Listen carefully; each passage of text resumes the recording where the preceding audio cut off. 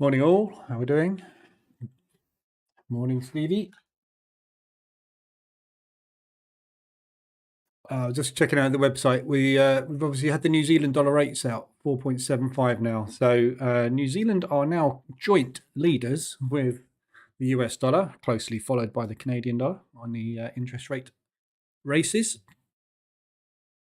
So we'll see what happens with that today. Not a massive impact from the New Zealand dollar. So I can't say that I'm that impressed with the market's reaction to it at the moment, but we'll see how it goes today. So all we got was a bit of a spike. I was expecting some massive ADR movements, but we didn't get any. There you go. So a little bit quiet on the New Zealand front. Evening, Eric. Morning, even. Evening, morning. Oh, God. I'm upping my drugs on Friday. Oh, shoulder is still hurting.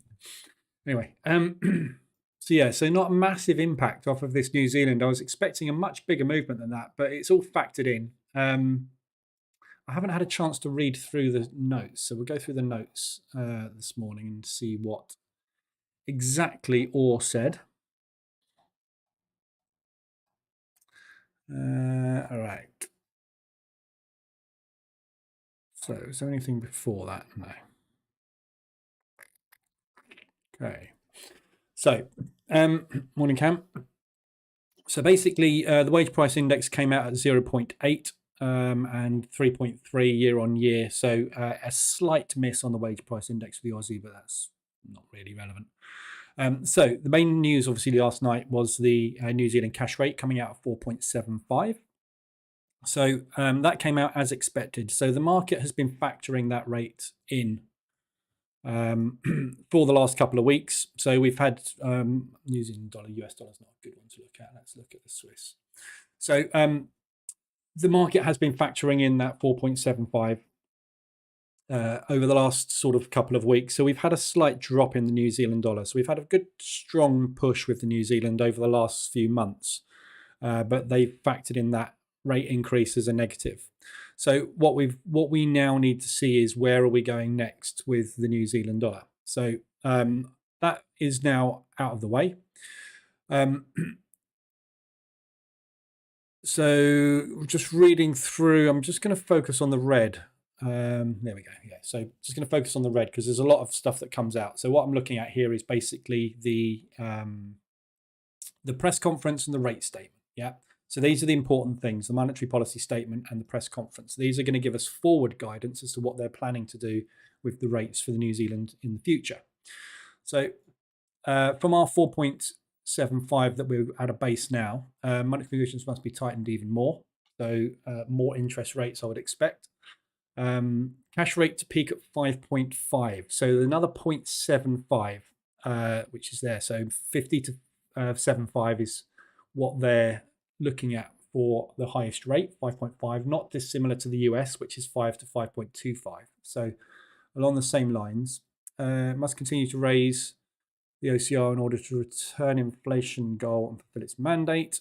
So if we look at inflation for the New Zealand dollar, the last figures that we had for inflation were no change. So we're at 7.2, no change on the last quarter. So it means that basically inflation has stalled, which is good, but it's not coming down at the moment. So that's why they're increasing their rates. Sound cuts off.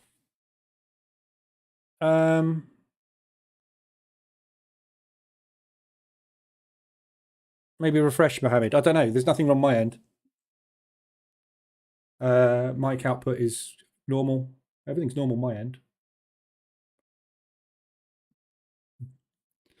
Seems to be cutting out. Maybe it's a YouTube problem.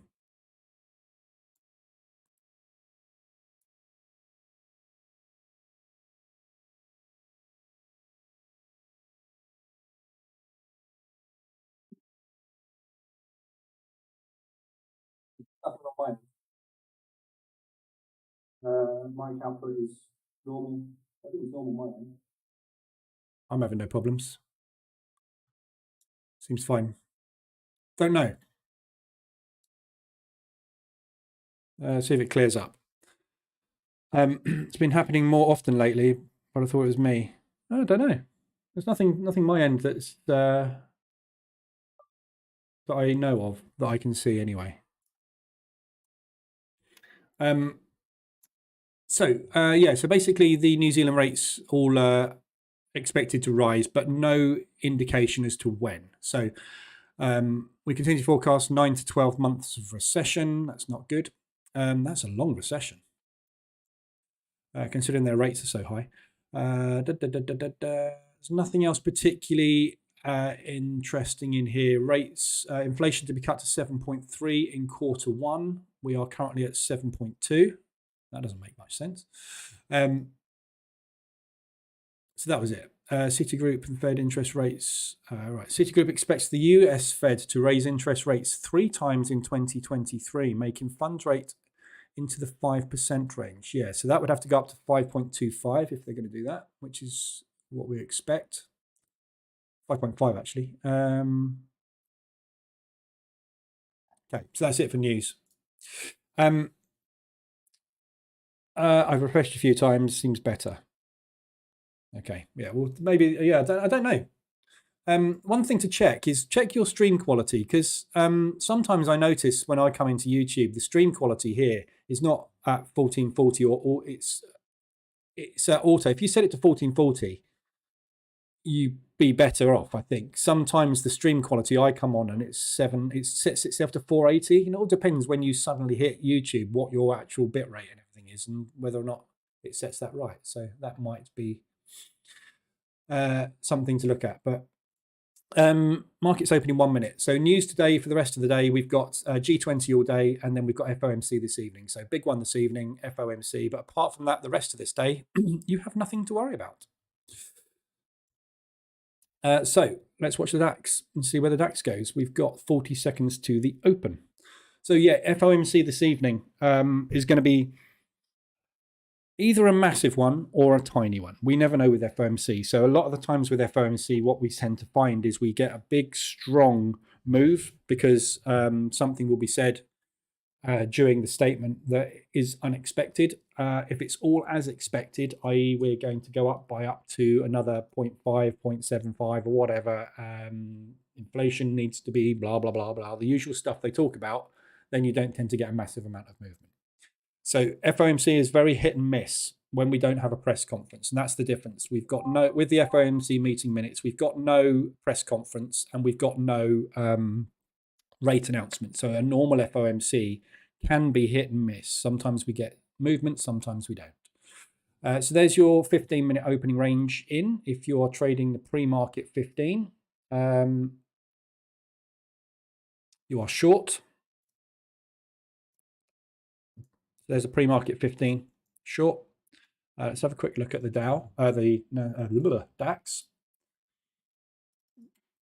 So another down day yesterday, but still not broken out of this range. We're still in here. We're just stalling basically within this range at the moment. So again, sort of control candle we're in at the moment. We did break out of that, so it's not strictly a control candle because we did get a breakout side. But, you know, discretionary, that was a breakout side and then a close back down below. So, I'd still say this is really the control candle. So this is our range, which we're still in at the moment. So no movement outside. So heading today, we're looking at highs and lows basically of the previous days, same as usual. So yesterday's high, yesterday's low. That's where we'll be aiming at the moment. So from a target perspective today, down here at 15283, if I read that right with my blurry eyes because of the drugs, and yesterday's high, which is basically where we opened. So yeah, it could be anywhere really today, but we'll see. Small gap down, which is filled already. So there's your 5-minute range going in. ADRs today. The only ADR we've got at the moment is the Aussie dollar, New Zealand dollar. So that has come down dramatically. So with the news overnight, the Aussie dollar news obviously was negative. So we had a little bit of a drop on the Aussie dollar. The New Zealand dollar, then the cash rate came out as expected. And when you get news as expected, you tend to get a push. So that obviously got a bit of a push, which has caused the Aussie New Zealand to go to ADR. But looking at the New Zealand, as I said this morning, it's a push, but it's not dramatic, is it? We haven't even hit ADR with any of these New Zealand pairs. So the market's not really that impressed with the 4.75 and not that impressed with what they said in the press conference about moving forward. So no good, no bad, neutral. So it's a bit difficult to really pick what the New Zealand dollar is going to do next. Kind of need to let it settle and decide where the market's going to go. But Aussie New Zealand's come down. Obviously, one negative news, one positive news means a big drop. So good ADR options there. However, that is what I was looking for. So I'm looking for a pullback on this and a drop. So this could be the start of that move. But I was expecting the New Zealand dollar to power up a little bit more than that, and it didn't. So we will see what happens today. Okay,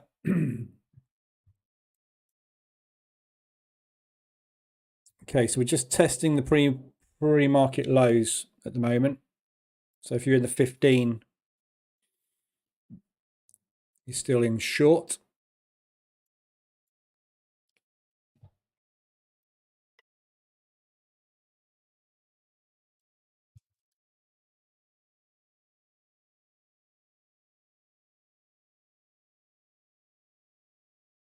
We've also now got a weekly. On the 22nd of the month, we've still not had any monthly range hits, which is really weird. Pound odd has hit its weekly. So this thing's still going. Obviously, the Australian dollar is weak at the moment, which is why we're getting that strength. But look at that extension on RSI. This thing's ready. Boom, boom. So we're ready for a nice drop on this pound odd. So if you got into the pound odd yesterday, if you got into the pound New Zealand yesterday, that's come down quite nicely. But that hit 200 ADR yesterday. So that went to nearly 300 on a 162. So pretty much 200 ADR on that. Big move yesterday on pound New Zealand. Did not stop. This is where we were looking at, I think it was about 150, 175 or something here. We started to get a reversal. Then the thing went mental in New York session. So all we did this morning was take the liquidity from yesterday's high and started to drop. So, but that pound odd is still going. So if we look at all the pound pairs, all pretty starting to drop a little bit, but holding up fairly well so far this morning. But the pound odd has hit its weekly and still looking pretty strong. So as soon as we get that strength coming through the Australian dollar after the weakness of the news and that pound weakening, we should see a nice drop on this. Lovely propulsion gaps to aim for here. That one specifically. All the way back down there. We got one here as well from this morning from Asia off the news. So really good opportunities for shorts on the pound odd this morning. Okay, so 5-minute opening ranges in on the DAX. We have got some news this morning at 9 o'clock, which is the German IFO business climate. So there may be a little bit of a fluctuation at 9 in about an hour, but I don't think the market's going to hold for that news. So we'll see what happens. Just pulling back inside the 5-minute range. Should have stayed in your Aussie New Zealand short. Did you get out of it yesterday?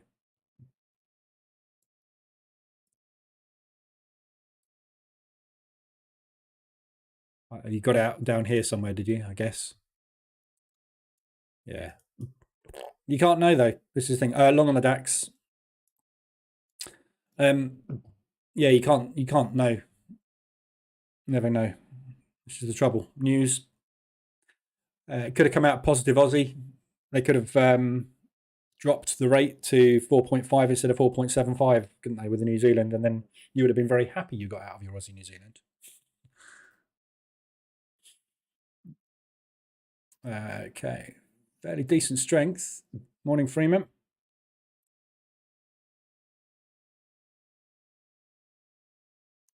Okay, so we're just pushing up into yesterday's close at the moment.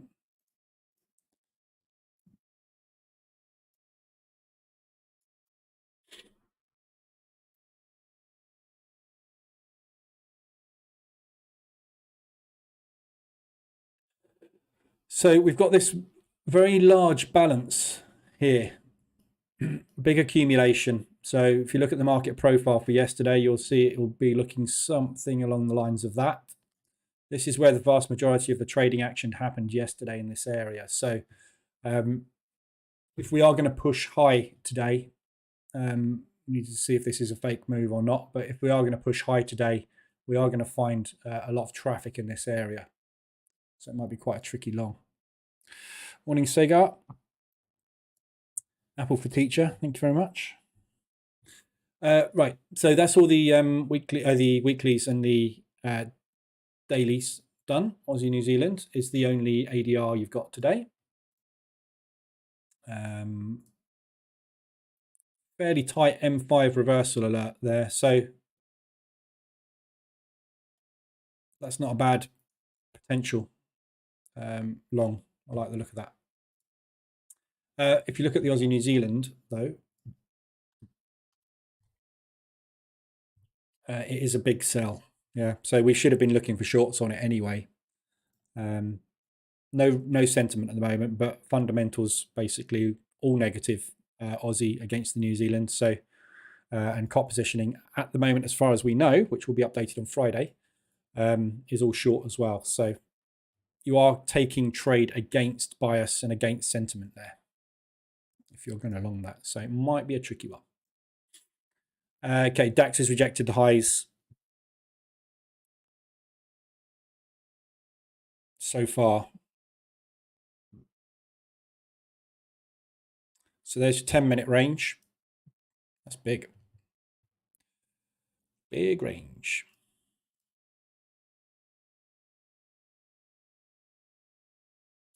Right. RSIs. Lots of RSI extensions to look at today. So just quickly look at the sentiment report. There's a lot of buys and a lot of sells in sentiment today. Virtually the entire market is leaning one way or the other at the moment. So as you can see, there's a lot of big extensions, mainly on the Swiss franc. They are longing the Swiss franc like crazy. I'm shorting the Swiss franc like crazy at the moment.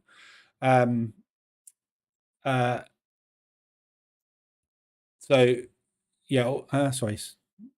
Yeah, they're all long the Swiss franc at the moment. So yeah, lots of Swiss franc at the moment.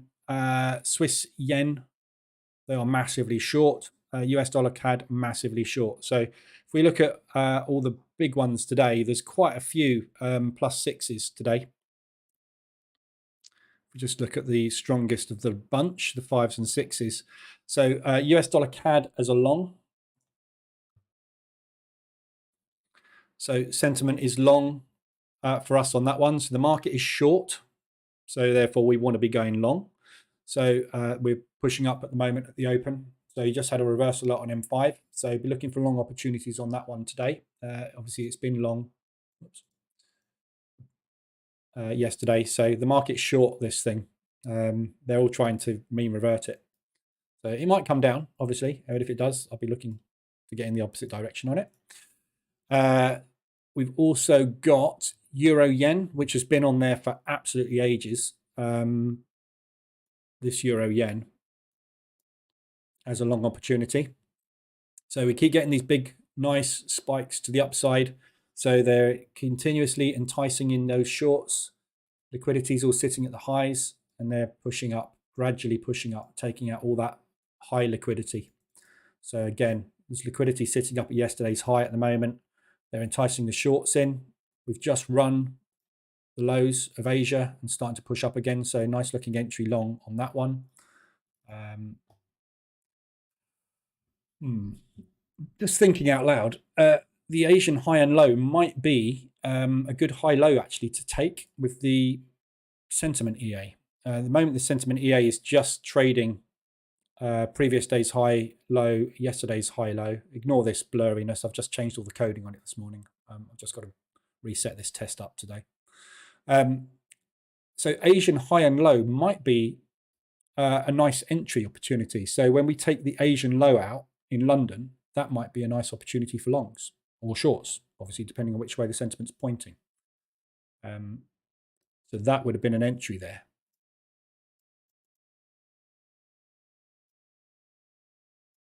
Might investigate that a bit further. So yeah, Aussie, Euro, Yen. Oops, wrong one. Be looking for long opportunities on that. There's a lovely price action hammer going in at the moment. We've got Euro odd is also a good long opportunity. It's already gone. Missed it. US dollar yen and Euro CAD. So US dollar yen looks like it's just starting to reject. Again, US dollar yen pushed up yesterday. So longs on that one. Euro CAD as well. That's just starting to go and take out the highs. Be a bit worried about this down here. So that if we do get down into that propulsion gap, definitely would be interested in longs there. They might need to entice some more short positions in before they push back up there. So it's a little bit weaker, that one. That is only, so we've got COT on side, but the sentiment on that one is only a 1 instead of a 2 on the Euro CAD. So you can see there. Oh no, where was Euro CAD? There. 70%. Actually, that will change to a 2 in a minute. So 70% of the market is short. So that's a good one. And for shorts, the only short we've got is Aussie dollar, US dollar, which will have already gone. Basically because of the Aussie dollar news. So all the sentiment plays all playing out. Yeah, so all these sentiments you'll find will have been the same yesterday pretty much. So they've all played out very nicely. As the EA shows, banks 2,300, well, 2.4% in the last few days. So that's trading very nicely. CAD Swiss is about to close out.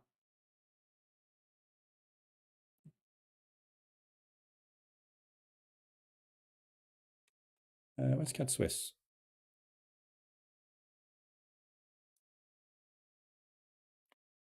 Yeah, so market is long. 95% of the market is long on CAD Swiss. So shorted it there. When it was shorted, 5% of the market was short. So we took the short. We're down here, ready to get out.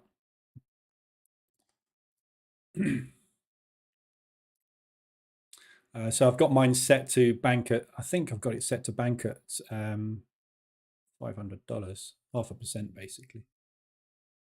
Yeah, 0.5%. So that'll be banking shortly. I'm going to do some final testing on this today with some revisions. I'm not happy with the way it's scaling in at the moment. So I'm going to make some changes to the code on that. Right, so that's the sentiment all done. So just keep your eyes on the retail sentiment. If you don't want to take COT into account, obviously on the website, you can just change it to retail +2 -2. That will give you the strongest buys and sells, just retail only. So if you're not worried about COT positioning, which to be honest at the moment, because the data's 3 weeks old, because they haven't released any, not really sure what COT is actually doing, are we? So you could just take the +2s and -2s into account and concentrate on those. So if you're looking at things like Aussie dollar Swiss as shorts, for example, the market is all long Aussie dollar Swiss, coming down hard. What else we got? CAD Swiss, the market is all long, coming down nicely. New Zealand Swiss, Swiss yen as a long. Not a lot of movement on that, so that's a good one to get into. You can see this area here acting as support.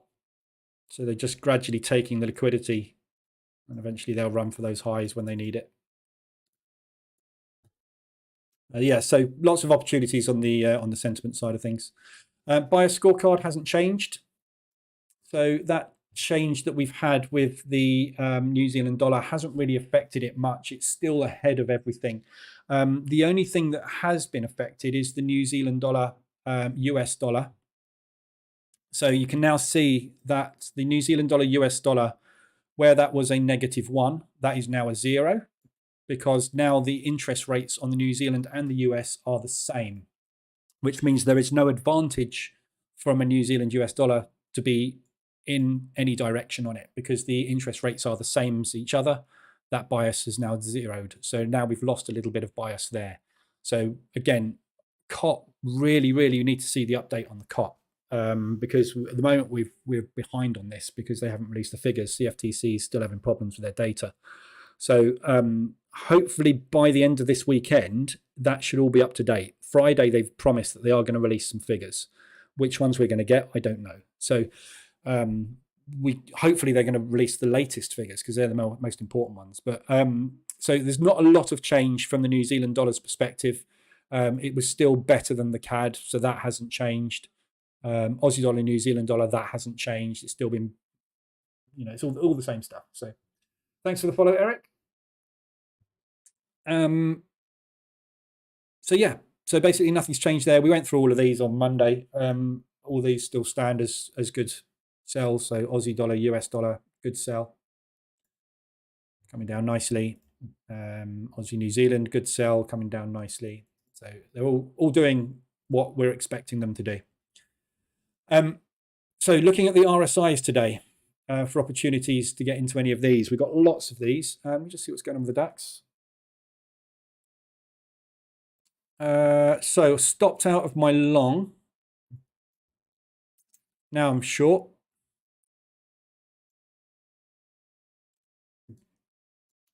Not very happy today, is it?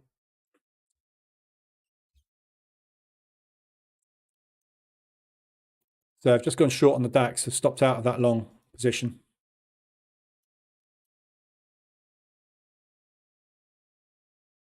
Not really going anywhere so far this morning. Right, so let's start with the 4 hours. So euro pound, huge drop yesterday on euro pound. So the figures that we got yesterday for the pound on the PMIs were all positive, and the market really liked it. So this got a much bigger reaction than I was expecting. I wasn't expecting it to go that strong. So I think there's a good possibility of a pullback into this propulsion gap, at least to test it. So the euro pound massively extended on the 4 hour, as you'd expect. So I would expect now to see some profit take move on the drop. Yeah. Whether that happens like that or whether it just comes straight up into it today, don't know. So we could be looking at, a few days worth of mucking about down here and then come and retest, or it could just go straight for a retest today. If you look at the news we've got coming up, we've got the IFO climate coming up.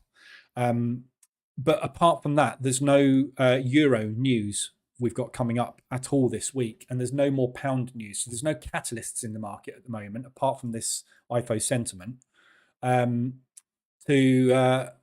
really give us any drivers for the euro. So at the moment, we've just had a reversal alert this morning on this and a retest. So it looks like it's starting to push. So I would expect us to get an ADR out of this, not necessarily today. It might not hit ADR today, but to hit this level at some point in the next few days and to come and retest this area.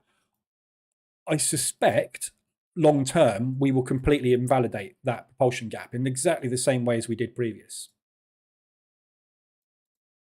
Yeah. So, I mean, look how long this one took. 1, 2, 3, 4 days. Yeah. So it's not unusual for us to muck about down here for a bit before we come back up. But equally, a lot of the time when we get these large propulsions, they get undone very quickly. Yeah. So next day sort of thing. So I like that as a long euro pound. So I've got a long position started on that one. But not sure exactly when it's going to play out. The bias on it is long. Sorry, actually, the bias on it is short, I think. Hang on one sec. No, it is long. Yeah, sorry. I think it's range bound. So yeah, there's a sentiment that's short. So the sentiment on this is short. Everybody and their wife is shorted this thing at the moment. Is longing it. Sorry, God, get my brain in gear today. Sorry, I'm on. For those of you who don't know, if you just joined, I'm on a load of drugs at the moment because I've got a trapped nerve, and it's just really blurring my my brain and my vision at the moment, unfortunately. So yeah, euro pound, they are all long euro pound. So currently the sentiment is to go short. So until we start liquidating some of these retailers, and that starts coming back to a -1, then back to a 0, then we should start a move. So it could happen today, but be prepared for a little bit of potential drawdown on this. So it could drop. We've got other levels coming up where we may want to come down and test. I don't expect to get an ADR hit to the downside on it. It'll be a gradual sort of move. The market's exhausted after this already. So, but equally, we could just come straight back in and invalidate the whole lot. I would suspect we will come up and test these areas in the next few weeks anyway. So, so yeah, like that, we've had the M15 reverse alert and retest. Your M5, whoops. M5 was yesterday. That's not right. Your M5 has just happened this morning. So yeah, looks really good for longs, euro pound. Nice extension on the 4-hour. If you look back on the 4-hour, whenever we get to this sort of level, yeah, it's not often we get there, down to the sort of 80-ish area. But when we do, we get a nice push from this area, pretty much always. Yeah, so I would be expecting a nice drive from here. How far, I don't know. Whether we're going to test that high or just come into propulsion, that's what we're going to find out, isn't it? So, you know, the unknown at the moment with this is this pound move yesterday off of the PMI figures running liquidity, or is it just actually, yeah, the pound is now strengthening? I can't see that because there's no positive news for it, apart from the PMIs, and that doesn't make the pound that strong, does it? So yeah, good looking long opportunity euro pound. Carlos, I just saw you using a market sentiment EA. Is that a new addition to the EAs you already provide? It will be. It's something that I'm working on at the moment. It's in live testing at the minute. So yeah, this is it's got some. There's just one more thing I want to test on it. Basically, at the moment, it's not scaling in properly because of the way MT4 works. When MT4 it scales in absolutely perfectly if you don't use drawdown control as a feature. But when you use drawdown control as a feature, as it's done here, unfortunately, what MT4 does is it creates a new order.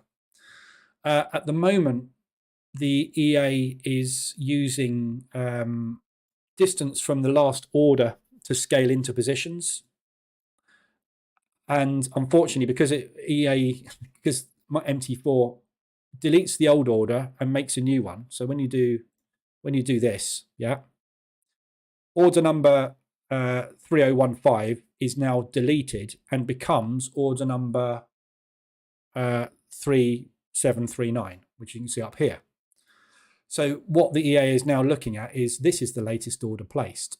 So it's taking some trades too close together because it's got a setting in there for distance between trades as a percentage of ADR.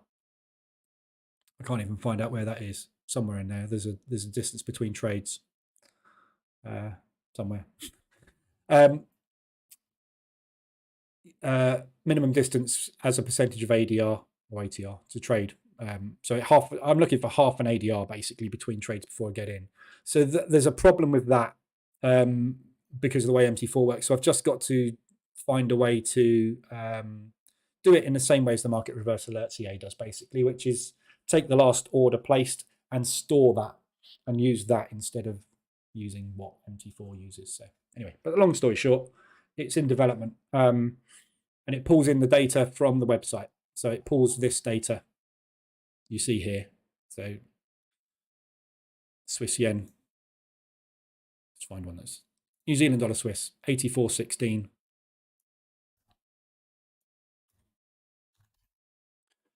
Yeah, it's 84.16. So it's drawing this data from the website live into the EA, and basically just trades against it whenever we sweep highs and lows. Simples. Very simple strategy. Very effective, as you can see. So RSIs, sorry, where were we? Euro pound. So I was just going to look at the DAX. Yeah, we're short DAX now. Let me just quickly look at the DAX and where we're going. Sorry, jumping around. So we've got roughly 43 points to yesterday's low. So we haven't got as much room to the downside as we have, unfortunately, to the upside today. And that level there is that control candle on the daily. So this is your daily high and low extremes that we're ranging within at the moment. So if we're coming down and we take that, I wouldn't expect to get much further than there before we find limit orders triggering. So it's a really weak open today, really choppy. Look at the wicks. It's really nasty, choppy open this morning, unfortunately. Right. So I'm just going to cover the other ones that aren't pound at the moment. US dollar CAD. So US dollar CAD is extended on the 4 hour to the upside. This is a long.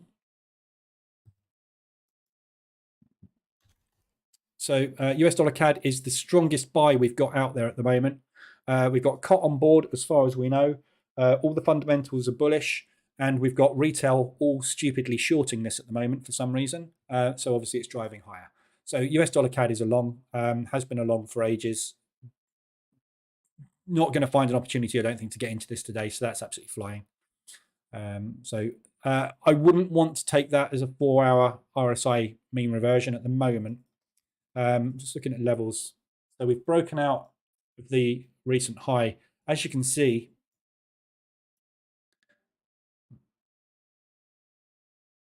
that zone there really is what we're aiming for. So there's very clear air now we've broken that high. So we tested it, bounced, and we've broken through.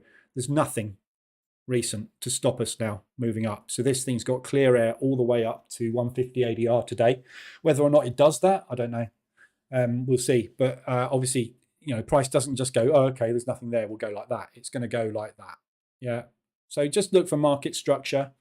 Every time we push, get a pullback, look to get in on market structure pullbacks, highs and lows. Yeah. All the way up to there somewhere. So that's what I would expect to happen.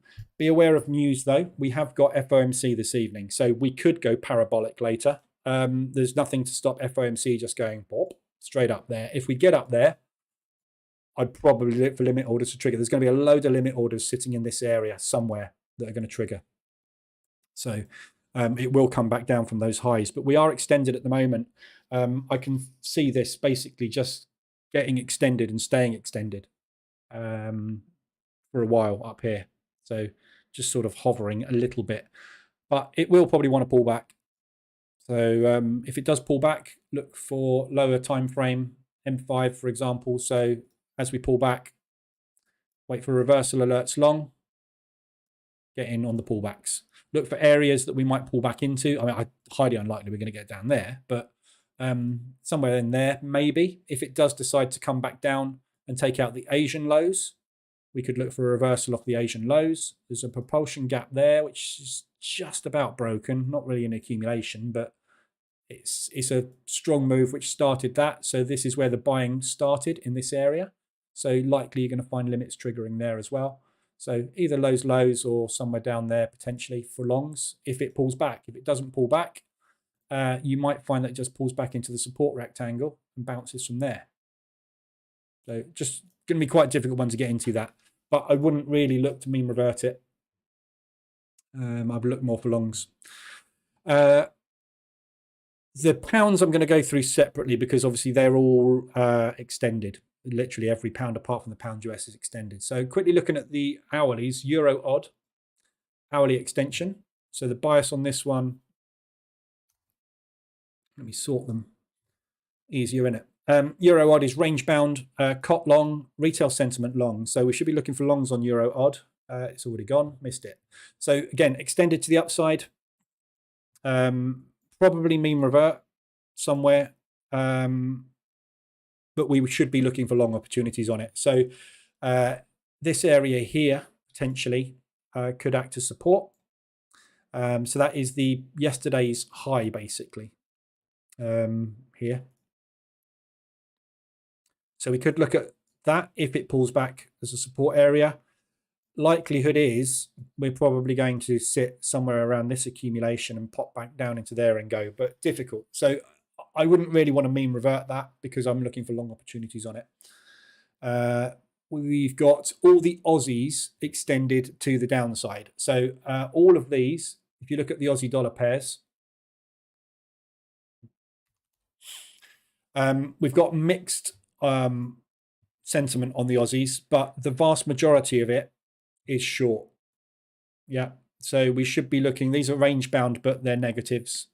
We've got Aussie New Zealand and Aussie US, which are strong sells. Pound odd and euro odd are buys.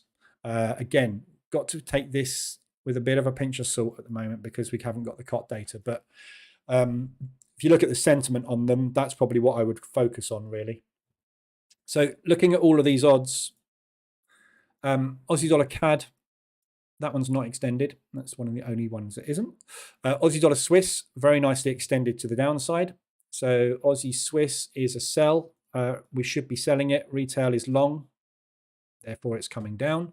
So as retail is long, this will continue to push down, but it will need to entice longs back in. So what they do, obviously, the whole purpose of looking at retail sentiment is to look for traps, is to look for what the market is doing. So the market basically will want to entice buyers to put their liquidity in so that it can come and grab it when it needs it. We've just broken out of this low.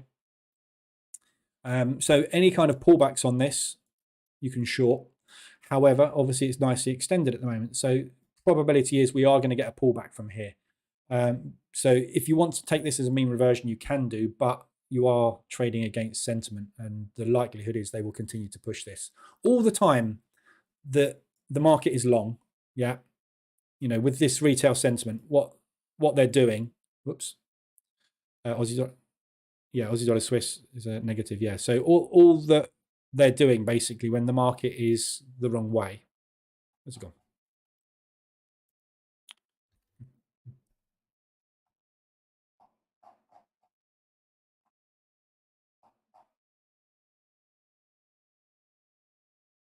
But where the hell am I? Where's the retail sentiment gone? Am I on the wrong page? I'm on the buy a scorecard. Wake up. Oh, God. These drugs are really good. Aussie dollar Swiss. So 95% of the market is long. So what the market is doing, think about as a retail trader, what the market is doing right now, Aussie dollar Swiss. Yeah, they're buying it. 95% of the market is positioned long on this, which means that every time they hit the button, every time we get a bullish move, they go long, they put their limit, put their stops there. Yeah, comes down, takes them out, gets another little long, put their limit there, bang, goes long, stop goes there, take them out. Push long a bit, stop goes there, take them out. Look at that. Beautiful price action pattern. Lovely hammer there. 3-bar reversal. Oh, this is it, boys. We're going long. Stop there. Dead. Yeah, so that's basically what the market is doing at the moment. All the time that they are putting orders under there, the market will just keep taking them. So until that sentiment starts to shift, you're probably going to find this is going to continue to come down. Probably going to hit ADR. So at some point, though, it will need to breathe. Regardless of what retail is doing, at some point, they will need to take profit on the move that they're generating at the moment. So that is when you're going to get your pullback. So Aussie dollar Swiss at the moment is extended on the hourly, but it could easily get down below 20, couldn't it? Yeah. So look for where this is potentially going to go. Euro orders just set ADR, which is down here. So this is where we're going to get a load of limit orders triggering somewhere in this region. So if we get down to ADR 125 today, that would be absolutely brilliant for a mean reversion. So we'll be extended below here, which we very rarely get to. Will be an ADR extension, and we're going to see those limit orders trigger. So we should get a nice pop. But we're probably going to pop back up into support, which will turn into resistance. Yeah, so there is a mean reversion opportunity there, but I'd be a bit careful of it at the moment. Don't become a retail. Aussie dollar, New Zealand dollar. That's pushed down very, very nicely. I am short on this. We've got massive sell sentiment on this at the moment. All the fundamentals are negative on it. We've just had bad news from the Aussie dollar, which has pushed this down. So this has been climbing quite a lot. It's a big sell. And as you can see, every time we've pushed, we've had a really strong move back down to the downside. So this, if you look at the way that this is trading at the moment, yes, it is going up, but look at the effort needed by the market to get this thing higher. Every time it pushes strongly, we get a big move back. Push, move back, push, move back, push, move back, push, move back, push, move back. This is the first time we've put a new low in.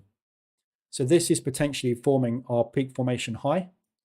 And now we're going to put a market structure break to the downside in. The long term on this is at the moment bearish. Market positioning is short at the moment, as far as we know. Again, we need that COT data updated. So I would be looking for shorts on this. And really, you can get in anytime you like on it. So, you know, even though this thing's going up, yeah, getting in on every extension, yeah, gave you a nice, beautiful sell. Yeah. So you're always going to get that opportunity to sell because the market is actually short on it. It's just not able to get any traction at the moment. David, does the sentiment EA go based off the scorecard or retail sentiment or both? Retail sentiment only. So it purely trades sentiment. This, literally, it's only looking at this data. This, because basically this it doesn't matter what the other bias is. If COT is long, don't forget the COT positioning and fundamentals. Fundamentals have got nothing to do with retail movement. Retail movement is creating pools of liquidity for the market. So if the market wants to go long on Euro odd, so for COT positioning, Euro odd, futures market is positioned long. We know that the big boys are sitting there long Euro odd. That is a 4, 6, 12 week move. Yeah. So during that long they are playing, it will go like that. Yeah. Say this is a 4-hour chart. It's going to do that. Like the Aussie New Zealand we just looked at. Yeah. Yeah. Looking at higher time frames. So we don't need to pay attention so much to COT. It's nice to have that in line with you. But with retail, it's an intraday movement. Yeah. With these COT, with these sentiment plays that the EA is taking advantage of, what it's doing is it's looking for where the obvious liquidity pools are going to be. Yeah. 16% of the market is short. 84% of them are long. The liquidity's going to be sitting at these lows. So what we're saying here is if 84% of the market is positioned long, right, we know that their stops are here, here, here, here, here, and here. So when the market needs the liquidity to make its next move higher, it will drive to find that liquidity, get those orders executed and rally from it. Yeah. So what we do is we just keep hitting the short button. And again, we can't time it, but we know that intraday, yeah. So this has been a long for ages. Let's have a look at it. Let's explain it properly. New Zealand dollar Swiss. So let's look at the New Zealand dollar Swiss historical retail sentiment.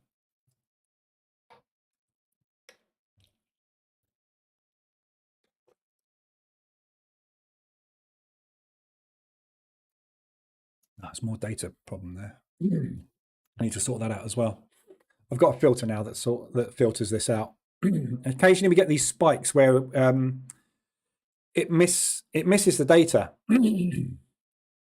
for some reason, and then it comes back. So the EA is actually programmed, if it gets a 0, to ignore these. So, but if you look at the New Zealand dollar Swiss, yeah, they've been above the 50% line.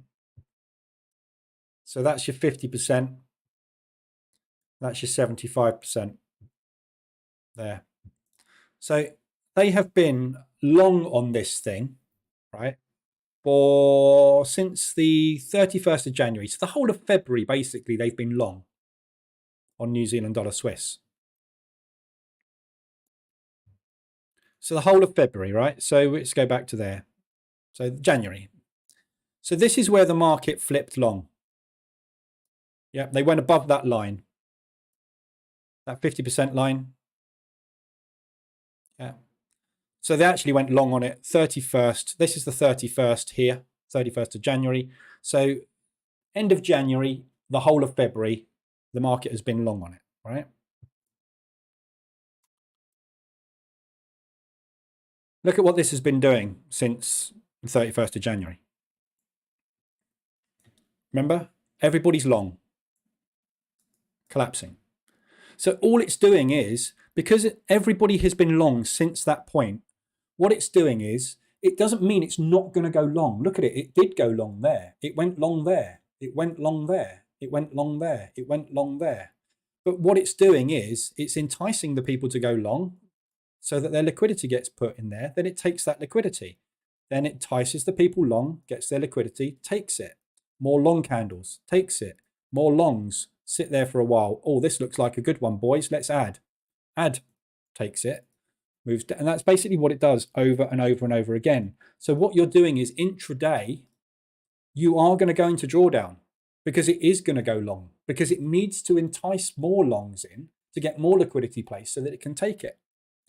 So the EA is only taking liquidity at these lows. Yesterday's lows and highs and lows, and the previous week's highs and lows is where the liquidity pools are going to be sitting. And we know that if there's a big, strong sentiment in one direction or the other, it's likely to trend. So that's basically what it's doing, is it's just using these pools at the previous day's high, yesterday's high, last week's low. And if you want to turn it on, the 4-hourly highs and lows, and you're just trading it intraday. So these trades, you'll find you won't be in many of these trades for more than a few days at a time. That one got in on the 20th, out on the 21st. In on the 20th, out on the 22nd. In on the 17th, out on the 21st. 17th to 21st, in on the 20th, out on the 20th. So you see, you're not going to be in the trades for long, because as long as they are massively long, for example, on this one, we are going to get strong intraday shorts. That's basically how it works.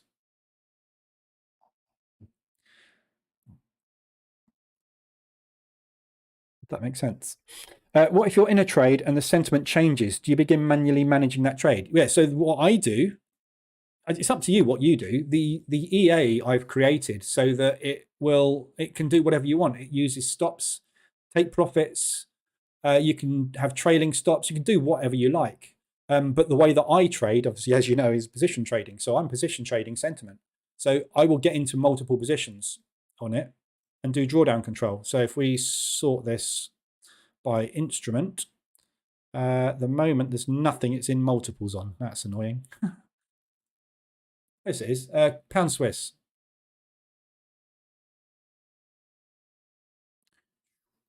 Pound Swiss. Where the hell's the pound? Oh, there it is. So pound Swiss. Yeah, got into first position here. Got into second position here. Yeah. So first entry, the sentiment was 27 when it got in. Now it's 58 short, 42 long. So it's balanced, isn't it? There's no advantage either way. So I need to get out of this trade. So I'm going to position trade my way out of it. So it takes a second entry. When it takes its second entry, it doesn't care what the sentiment is, because what we're designed to do is average in and out of the position. So my average on this, don't think I've got the break-even line on here. I have. There you go. So my average on this trade is there. So it's done drawdown control for me. Every time it hits $500, it takes a third of the position off. So it scales out of that position. So that was a 0.7 or something, like 0.69, like that. It's now a 0.31. So it's scaled out the position, taken some loss. And as we come down, I've now got an option to get out of that trade with a small loss rather than making a total loss. That's how I'm going to use it. Because you'll find that sentiment will stay the same for ages. It is still, it's actually flipped short, isn't it now? So that's actually flipped short. So it won't take any new trades because it's not far enough extended in either direction, but it needs to get out of this one for me. And it will scale out. So this is where the losses are in my P&L. Look, these little losses, 150 loss on Aussie New Zealand. There's 150 loss again on the Aussie New Zealand there. There's 150 loss on the pound Swiss there. Another pound Swiss, 150 loss. But everything else is a profit.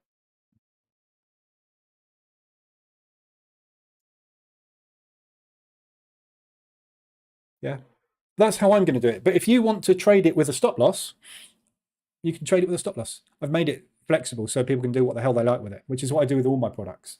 I don't want to set, I don't set my products up so that this EA does this, because what happens is someone says, well, I want it to do that, but can it do it this way? So I give you all the settings you want. You can set it to do whatever you like. It can work on ADR, not ADR, fixed pips, percentage balance, fixed lot, everything. It does everything. So all the settings you've got in there, you can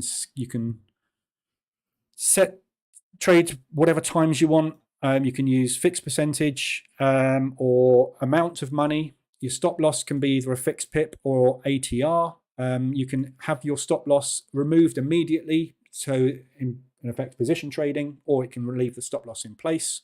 Your take profit can be either fixed pips, it can be an ATR percentage, a percentage of your stop loss, or a percentage of your balance. So it can take profit in multiple ways. There's multiple trading stops based on fixed pips, ATRs. You can tighten those when you get to targets. It does drawdown control for you automatically. You can set what amount in money you want drawdown control to start, what percentage you want to close. You can adjust the sentiment settings. So you could say, I want to get in when it's only above 50. Or you could set, as I do, 70, which is my sort of sweet spot. If there's more than 70% in one direction, I'm going the other way. It updates the sentiment after a certain number of bars. Obviously, that's for CPU usage, etc. And you can set it to take each individual trade. So you could say, I don't want to take any additional sentiment trades. I only want to take one. Or you can say, I want to take lots. And you can set how many you want to take as well. You can set a maximum number of trades somewhere, maximum longs and shorts. So I've got it set to 10. And you could say, just go long or short. So if you've got a bias, long only, you could say, right, well, I want you to go long only. So if we get sentiment long, i.e. the EA should be taken a short, ignore those ones and just take the ones long for me, because I want to be in line with COT. So you can set this up to be in line with COT if you want. It does everything. But the point of it doing everything is that hopefully no one's going to come and say, can it do... It does everything. But, you can trade it how I trade, or you can trade it any way you like. I could put moving average filters in, RSI filters, but, this is a sentiment EA. It's not designed for that. There's other tools that do that, isn't there? So anyway, that's that. It's still in development. So Aussie New Zealand, Aussie US. So Aussie New Zealand, obviously we looked at, that's starting to play out now. You've had your reversal alerts on. Oh, no, you haven't. M5, you're just about to get a reversal alert on that for long. And Aussie US. So Aussie US, be careful. It's extended on the hourly. It's a beautiful spot. The limit orders have just started to trigger, look. So this is nicely extended.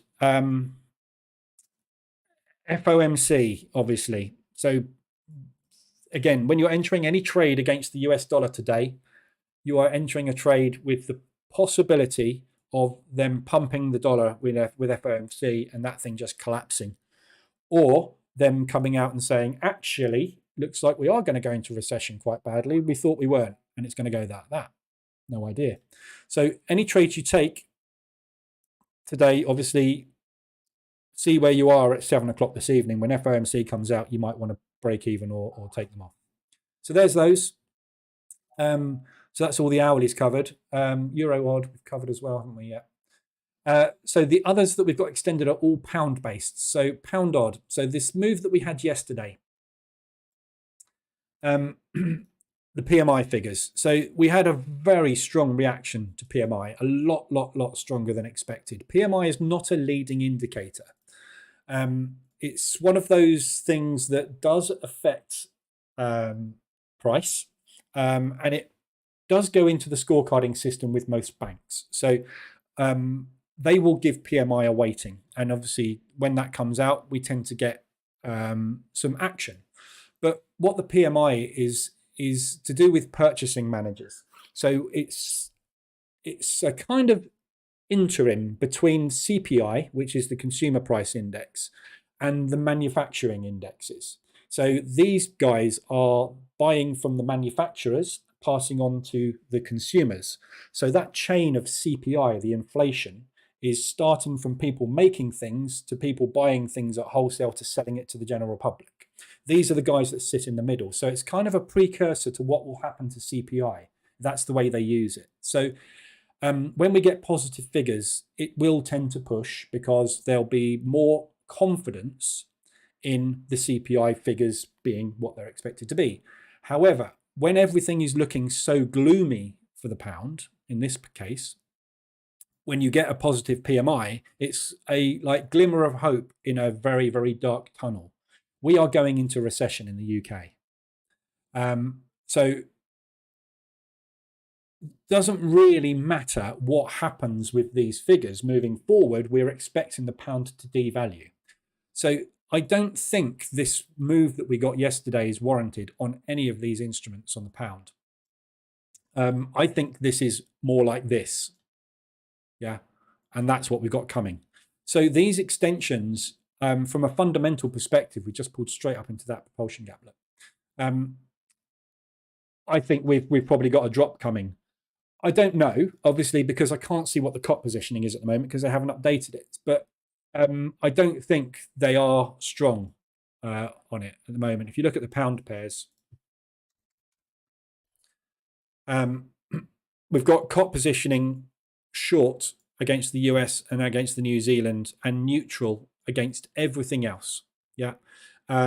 Euro cot positioning is long, meaning that is so basically pound US we're short. Yeah, so the pound is a short, the pound is a short, the pound is neutral, the pound is neutral, the pound is short because it's euro first, so that euro long, pound short. So the old cot positioning we had, the majority of it was the market is positioned short on the pound. So this looks to me like a knee-jerk reaction that won't hold. So I think this is going to come down. So all of these pounds where we've got the 4-hour extensions, yeah, just look back whenever we get these extensions. Yeah, you're very, very likely, didn't get one there straight away, but you got it there. Yeah, you're very likely to get a drop on all of these pound pairs. So pound odd, pound CAD, we're just running into that high, not quite. So that last up candle before that downward movement started in that propulsion gap, you know, so there's not really lovely areas I can see on the charts where we're turning on these. That's actually not bad, actually, looking at it. That is actually pretty good. From a support resistance perspective, that's not a bad bounce. Look, pound CAD. So they're all extended. I would expect these all to start now a new leg down. So long term, all of these pounds are pretty good for shorts. The pound Swiss has just taken liquidity up at these highs. I would expect at least a test of propulsion, even if I'm wrong on this and we are going to bounce and we are going to get a strong pound for some reason. I would at least expect a propulsion gap test. So all these look good. They're extended on the hourlies. They're extended on the 4 hourlies, most of them. Pound New Zealand's already happened this morning. So that one you've already kind of missed it. That was during the news. Pound US is starting to come down as well. So lovely propulsion gaps down here. Look at that first test that we had on the propulsion move, which kind of ended there. Lovely test.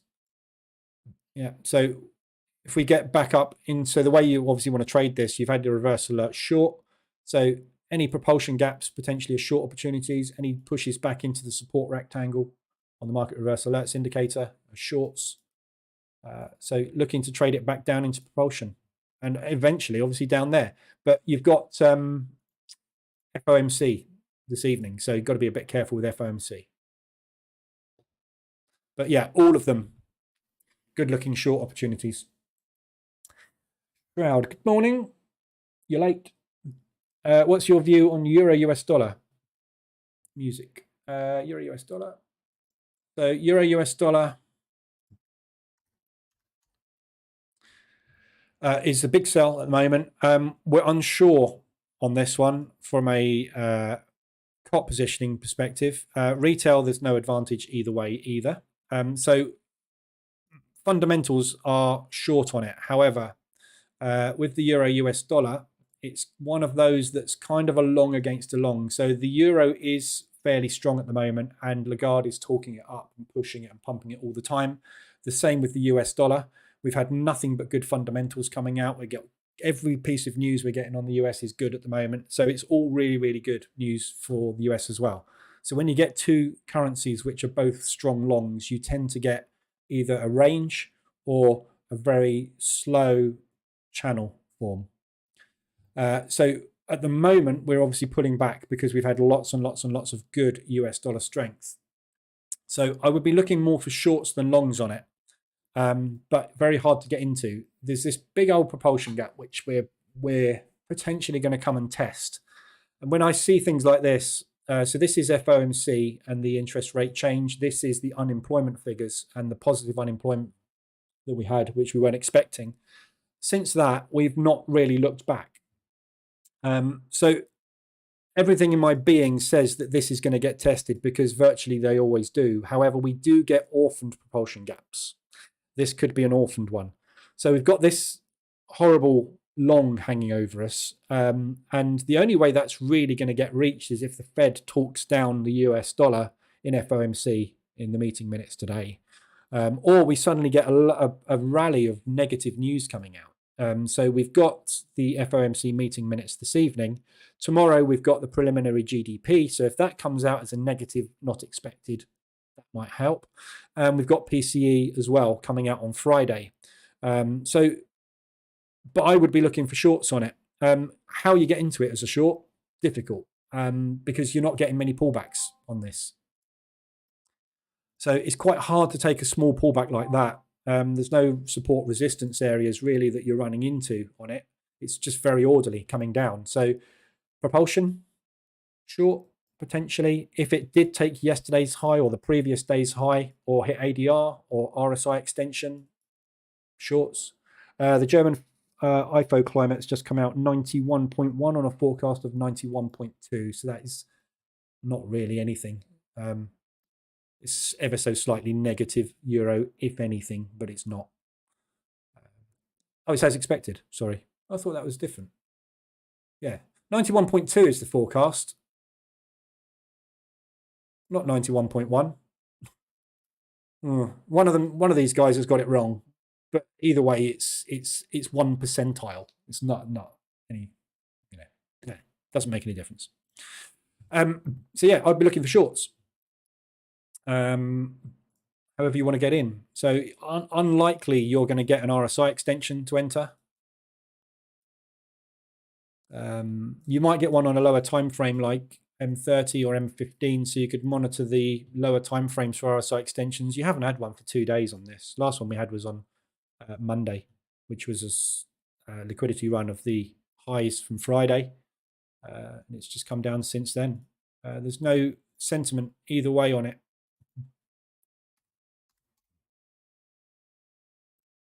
So totally flat.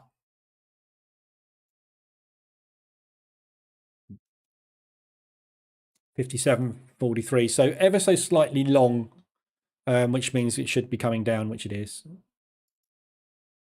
But when we get down to yesterday's low, all we're doing with this at the moment is creeping, aren't we? So if you look at the highs and lows, yeah, since we started the moves coming in, so that's the unemployment. So when it actually settled, we went sideways for a day, had an up day, then had a down day. Up day, down day, down day, up day, sideways, down day. You know, it's not making a lot of movement, but the down days are bigger than the up days. So therefore it's a downtrend. So hard. I'd be looking yesterday's highs, previous day's highs, weekly highs and lows. That's not a weekly high and low. That is a weekly high. ADR hits to the upside. Other than that, the only other option you've got with this is to take breakouts. I'm not a breakout trader, but take a breakout of yesterday's low. Or take the breakout, which is happening right now on the Asian low. But breakouts tend to do that, so I don't trade them. Unless it's the DAX, which I do, which is closed. So ORB on the DAX, very nice. Why have I stopped out on that? Oh, profit, that's why. I hit my trading stop loss. So $100 profit this morning, nothing much. Tricky one, bit of a whippy open today. Depending on what your stops were, you'll have had different results on that. But right, so that's all for this morning. Unless anybody's got anything else they want to look at. Seymour, wonderful morning, traders. Morning, Seymour. You're late as well. Everybody's going to get red marks in their late book. I'm going to have to come up with a punishment for a certain number of late marks, and then you'll get told off.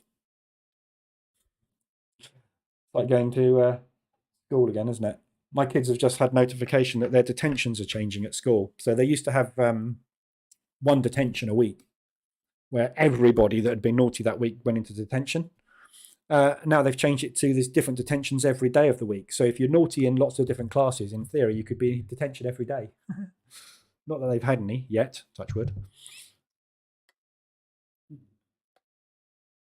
very difficult to get through the whole of school without detention, isn't it? You've been studying, Seymour. That's right, I'll let you off then. Shroud, Euro New Zealand. So Euro New Zealand is slightly negative. Mixed. Fundamentals are mixed. COT is long. Sentiment is at the moment saying to go long. So we've got a slight short bias on Euro New Zealand. Only slight though. It's going nowhere, look. So it's a long,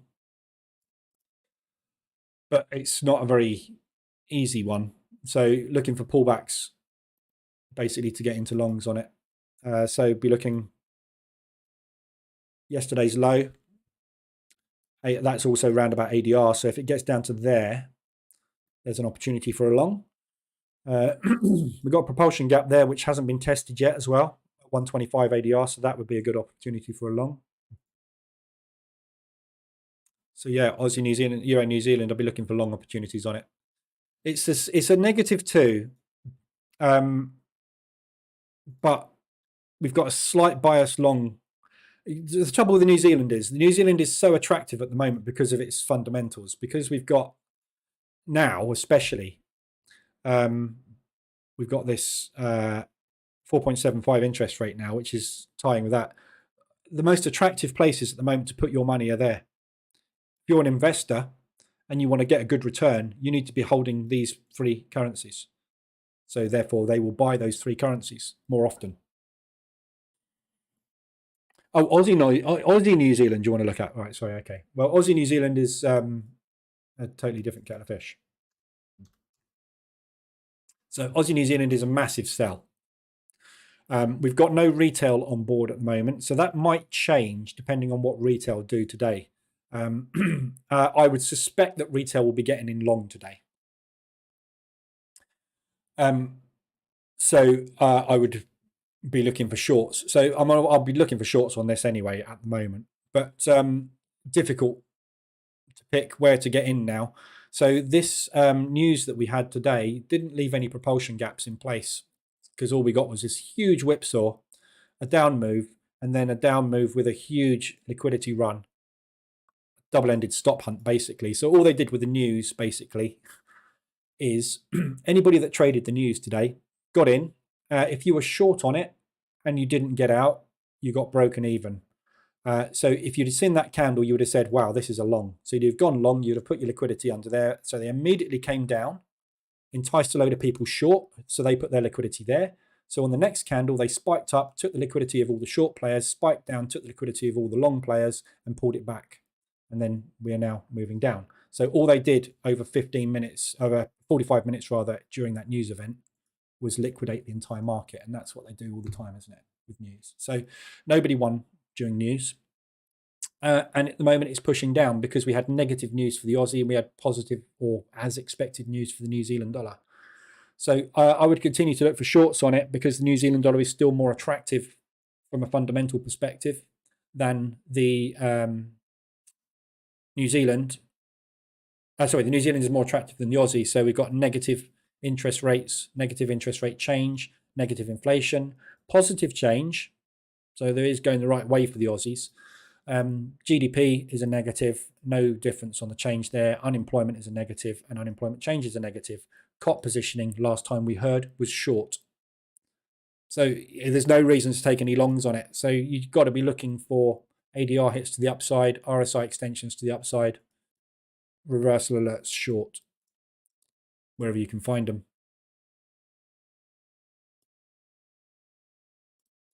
That's a lovely retest, that one. But we're down now in propulsion. So there's a good probability that we're going to find a load of buy orders down here. But as we've just had the negative news and the potentially positive news for New Zealand, I suspect they will get run over. And then we'll come down and test that low. But I don't know how you get into it at the moment. As I say, for me, this is just a pullback.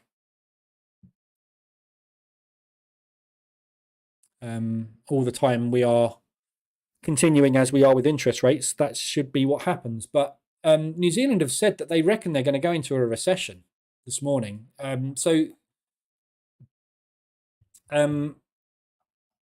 That was a little bit unexpected. Where did they say that?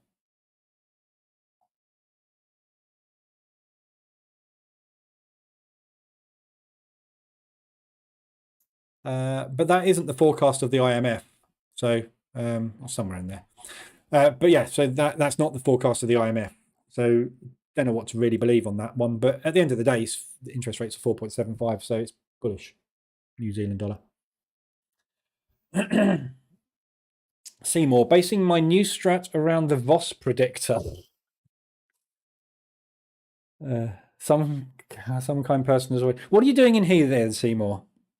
Right, if you've got a new strategy that's not related to anything that I do, why are you in here every day? What you need to do is go to the website and you need to go and watch this video again. Yeah, go and rewatch that video. Okay, I don't know what the Voss predictor is, but anything with the word predictor in it is a con. Because there's nothing that can predict randomness.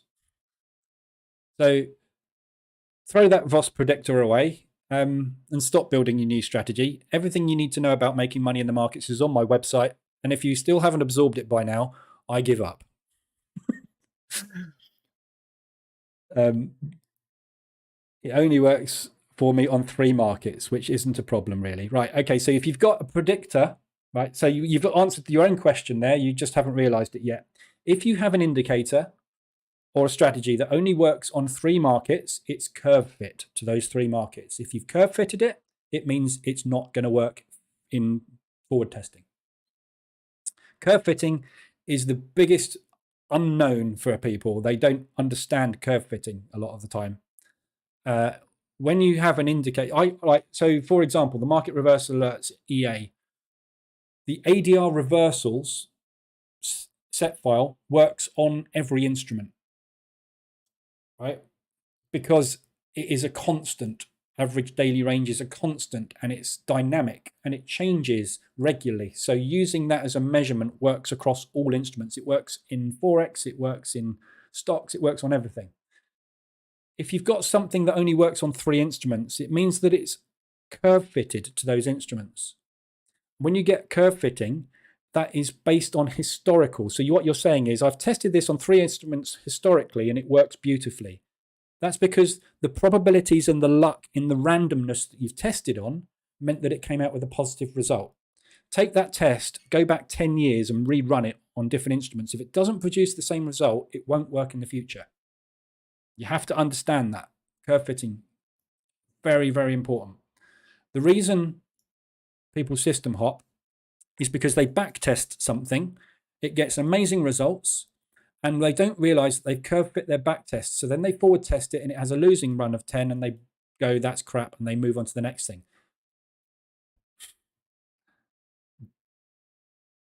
If you make steady money, then keep making steady money. Don't look for more.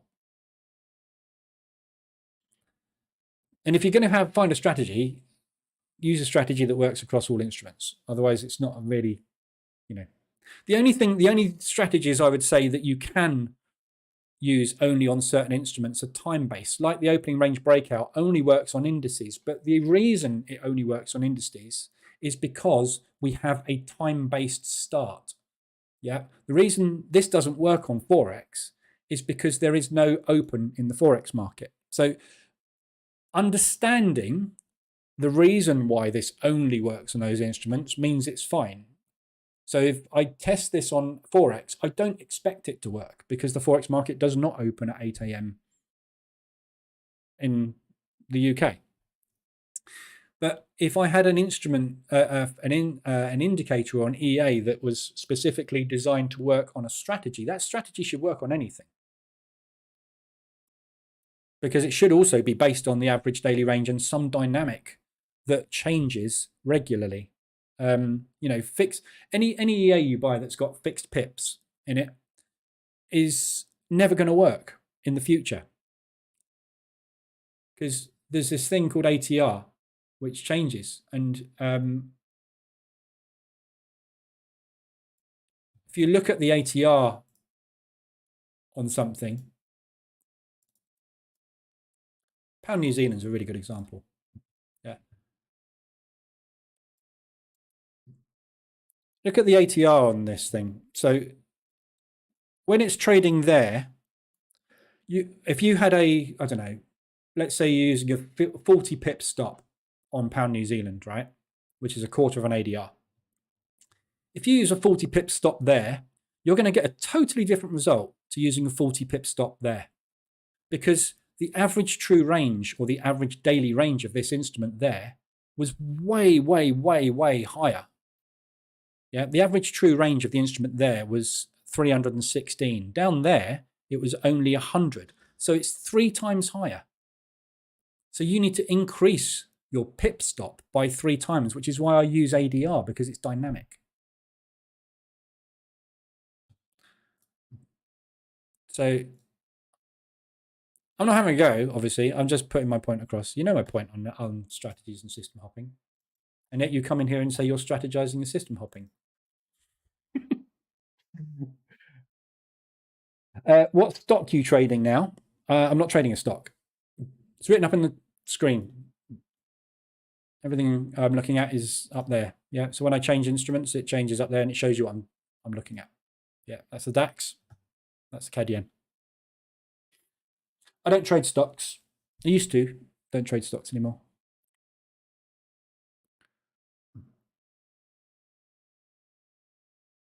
Sorry, Seymour, I didn't want to have a go at you, but I've got to look at this VOS predictor, sorry. VOS predictor.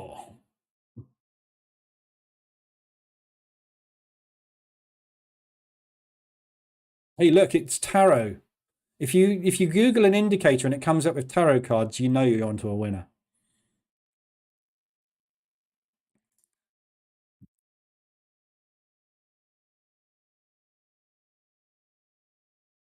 So it's just another oscillator, isn't it?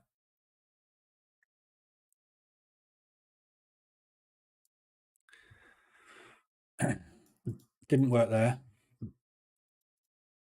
Worked there. Didn't work there. I don't know how to use it, but I'm just assuming it's a cross, isn't it?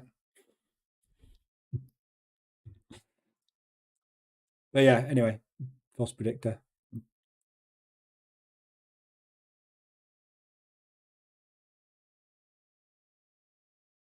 Right, there you go. Average net profit, $10. So we're trading a 300. So what in total is there? What $700,000 portfolio making $10 on average? That's not good. Depends on how you're trading it. I would imagine these guys are trading it on the daily, aren't they? Yeah, daily on the ES.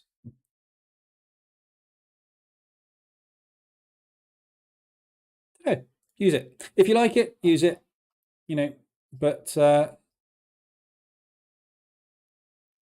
whenever you're doing whenever you're doing any kind of back testing with anything, you've got to make sure you test it over multiple ATR periods. So it's one of the most important things when you're testing. So you always have to have different testing periods. Yeah. So wherever your ATR extremes are,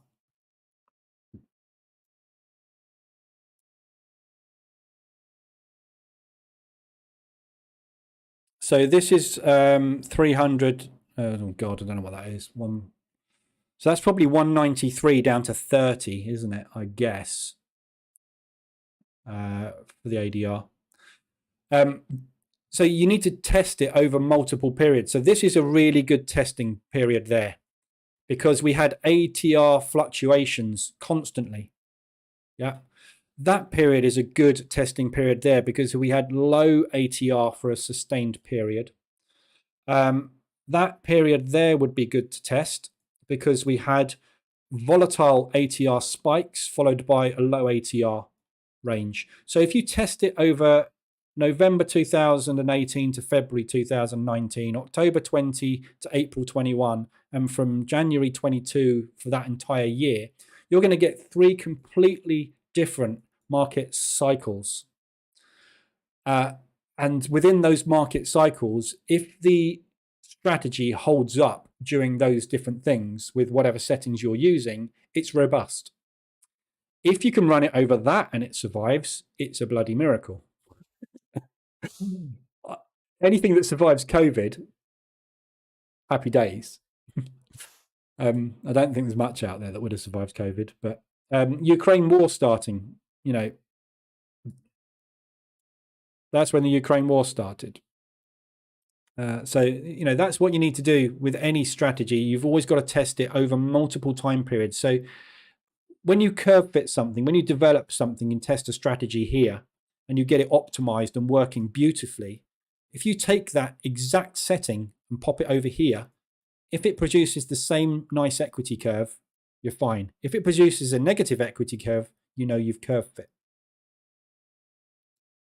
Massively important part of strategy development, multiple time period testing, out of sample testing it's called, OOS testing.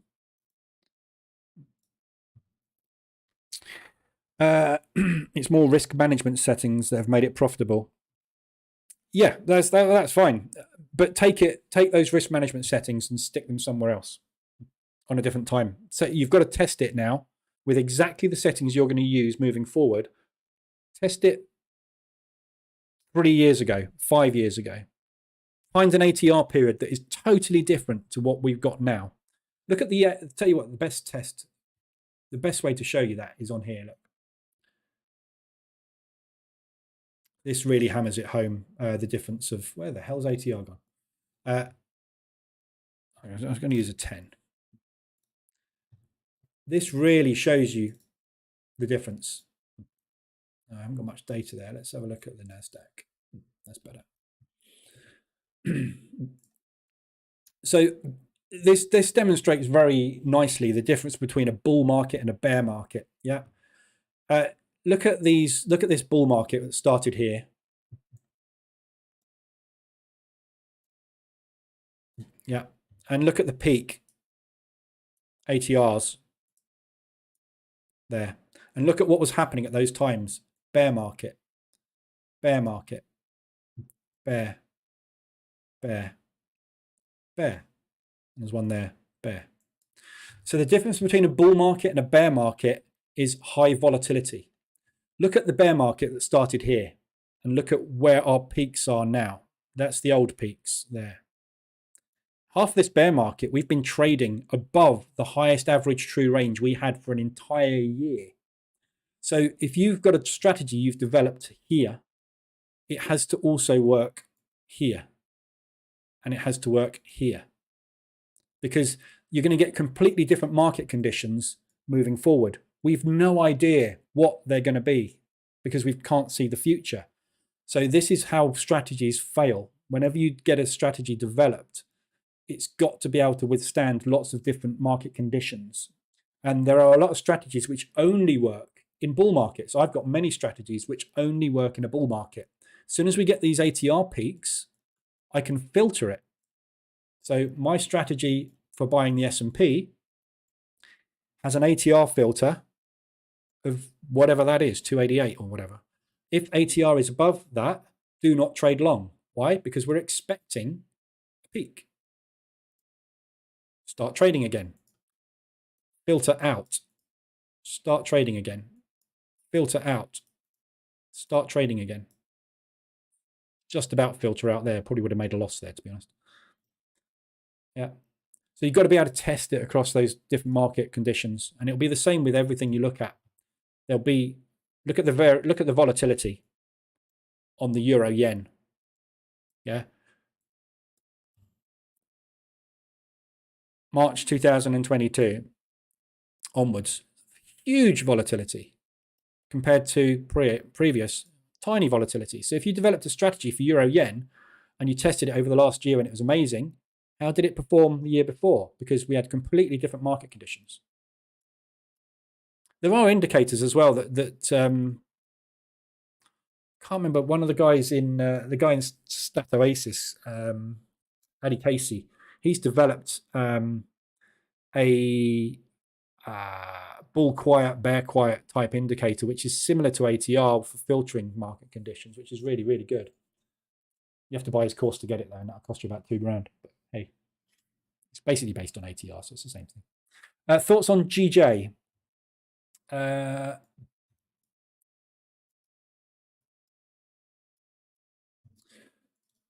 So pound yen at the moment. Whoops, wrong one.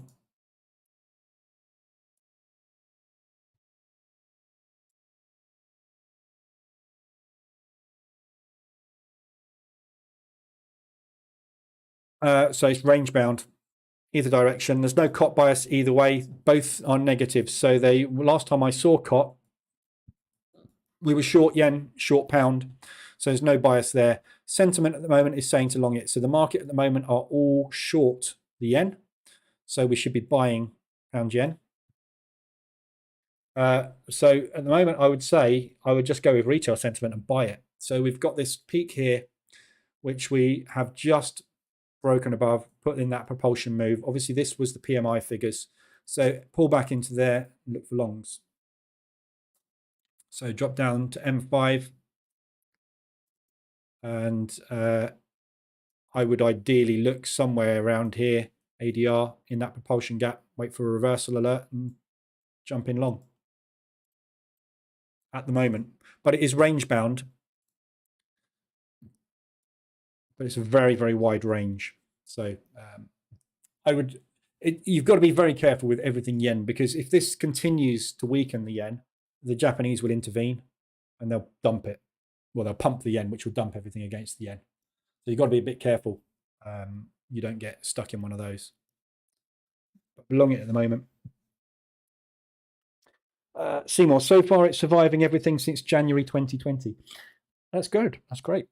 But ask yourself why it doesn't work on these other currencies. Yeah, why is there only 3 instruments that this actually is profitable on. What makes it unprofitable on the others?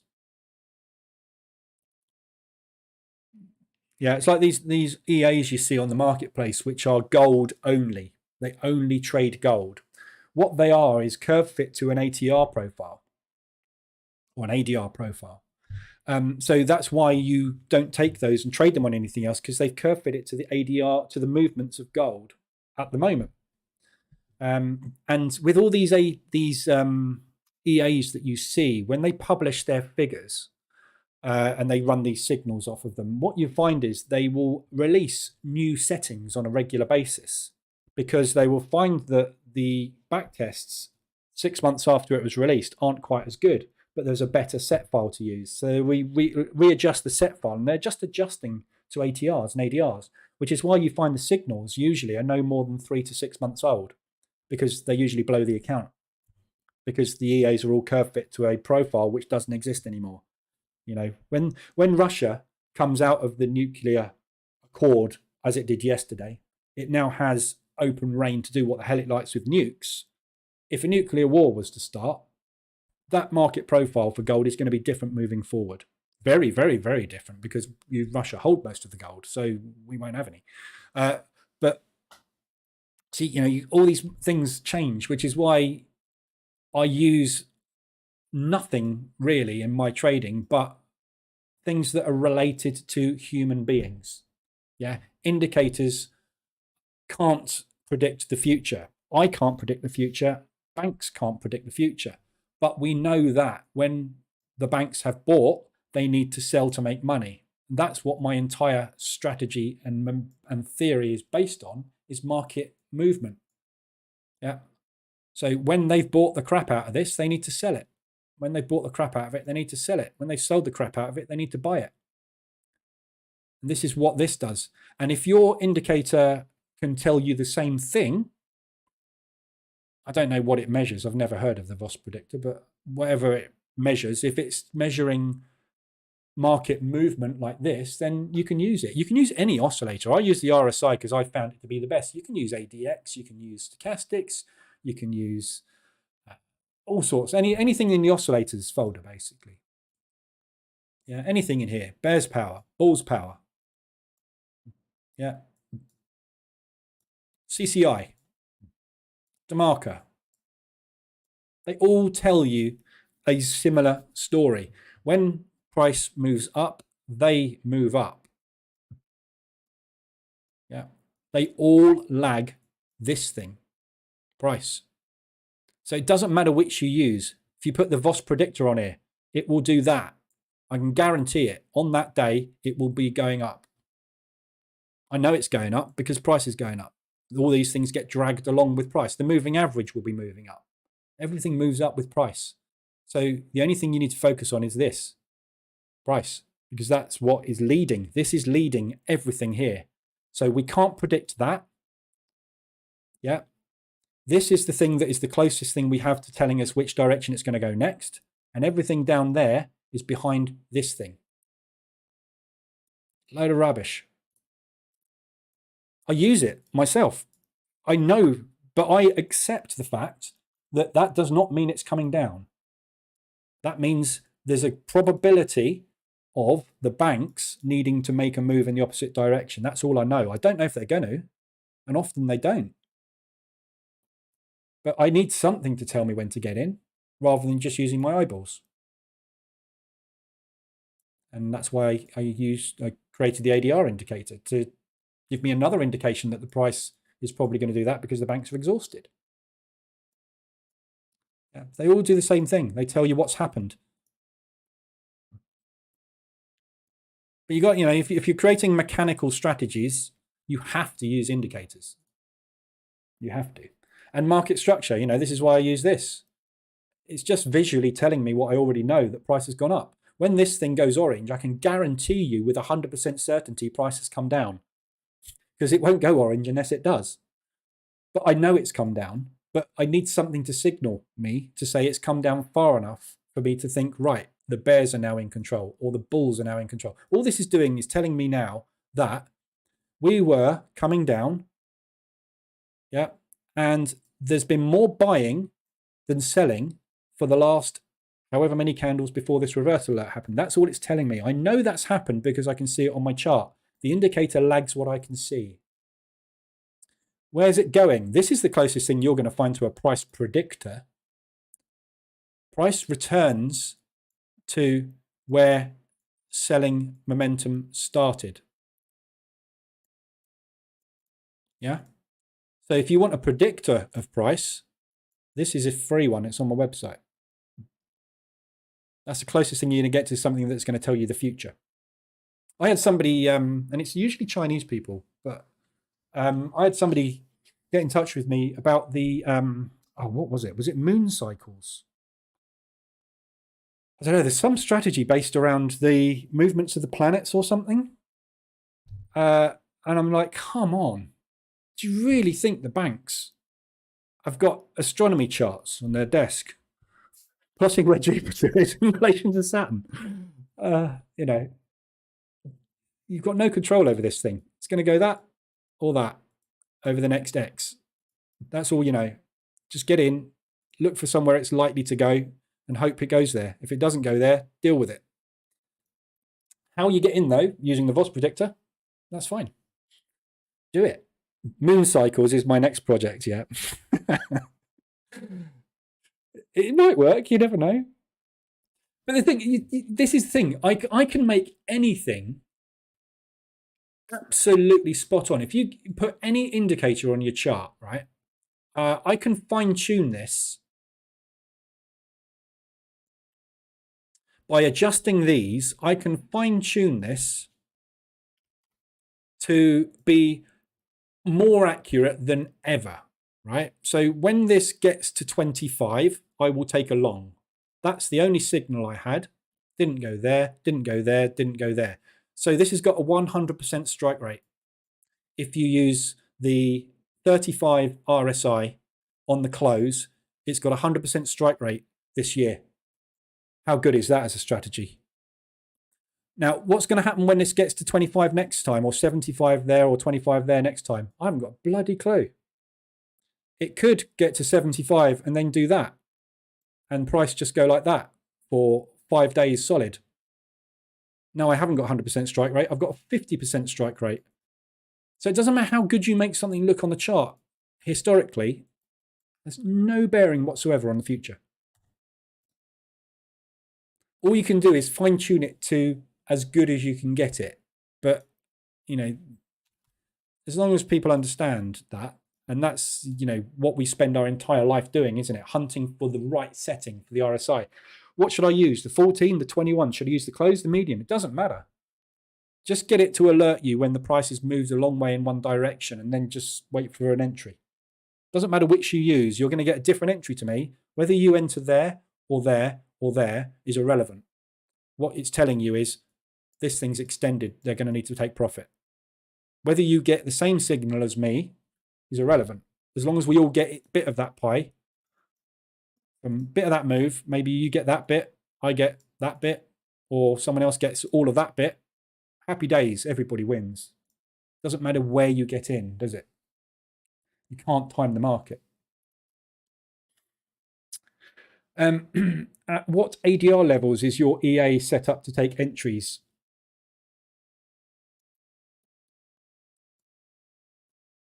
Uh,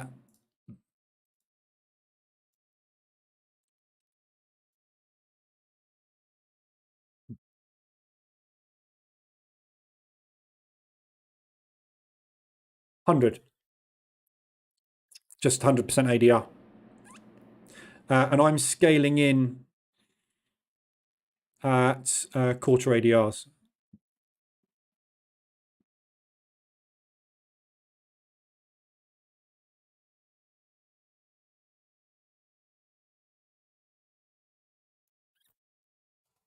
ADRs are doing well at the moment.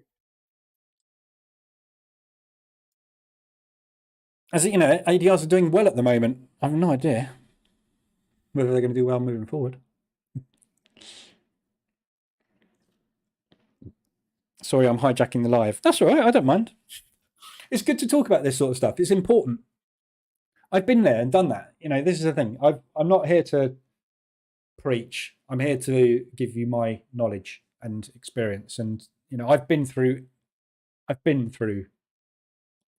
it, this learning curve and finding the holy grail and finding an indicator that's better. And I've used them all. You know, I could rewrite the bootcamp tomorrow, right? And I could replace the RSI with the MACD and rewrite the entire bootcamp saying that this is my bread and butter. Yeah. And it would still work. My strategy would still work. Position trading would still work because we just need to know when the market conditions are extended. That's all that we're interested in to start with, to get a condition for the market. We need a directional bias, which at the moment I'm using fundamentals, but you can also use moving averages, the longer term moving averages. And you just need something to tell you that the market is extended and a signal to say, right, we need to start looking now for entries. But, you know, look, this is my point. Whether you use that, I don't really use the MACD, so, but, you know, there's always going to be, see that, look, the opposite. MACD was down there because of that spike, look. Relative strength. This is why I use relative strength, and this is quite a good indication, actually, of the differences between oscillators. The relative strength index, it measures the speed and ferociousness of a movement. And, you know, when I go through the bootcamp, one of the big things we concentrate on is elastic band theory. The fact that the market gets stretched. When the market gets stretched, it has to snap back, because if it doesn't, there will be an inefficiency in the market. You can't have the market going too far one direction for too long, because the banks will run out of money to continue that movement. So they have to take profit on that movement. The relative strength index measures the strength of the move and the speed of the move, whereas the MACD doesn't. MACD was giving you signals down the bottom here to do things. I don't know what I say. I don't trade the MACD, but you know, you could use it as a when the MACD gets down here, but it could equally carry on all the way down there, couldn't it? But all oscillators, my point is, all oscillators do that. So which one you use is irrelevant. There's a really good one called the Arun up down. I don't think I've got Arun.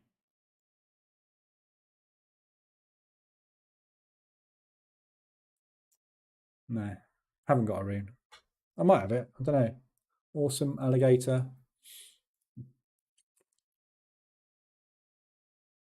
But yeah, Arun up down gives you signals on crosses, and it's very spiky, and it's really good for short time frames. But you know, they all like momentum indicator. Yeah, they all give you an indication of what has happened on the chart. So when this starts to tick up, you know, and this is the thing you know, with the with Steve Mauro's shark fin. Yeah, it's great for short-term moves, but just because you get a shark fin does not mean that price is going to come back down again. So when we leave that RSI level as an entry signal, you're actually getting in after the movement has happened. We need something to tell us it's going to, you know, something to tell us a bit quicker if we can. But there isn't anything. You've just got to get in when you get in. That didn't work very well at all. So you had to take the second, which is why the position trading works. MACD divergence. So you wouldn't have taken that. You would have taken that. You've got a MACD divergence signal. No, you haven't. That is higher. So that's not a MACD divergence. But anyway, yeah, you know, you get the point. Use anything you like. Just stop trying to find the holy grail. You're not going to find one that works with any degree of accuracy over a long period of time. The grafting is being done by my TP stop loss and trailing stop loss. The indicator just gives a good and reasonable entry. Yeah. Yeah. It's all about money management. If you give me any indicator, I can make a profitable strategy with it.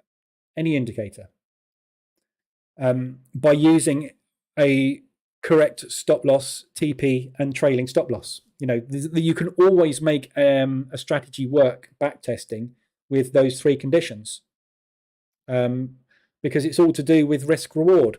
It's just that you won't find one that doesn't have a losing streak, and that's the problem. So if you create the best strike rate, if you get a 65% strike rate with a mean reversion strategy with a 1.5R return, so your risk reward is going to be your reward is 1.5 times your stop loss.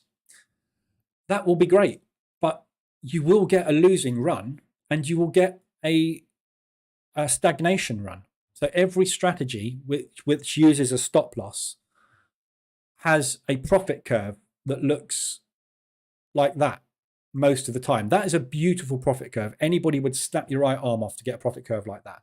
In reality, a profit curve looks more like that. Yeah.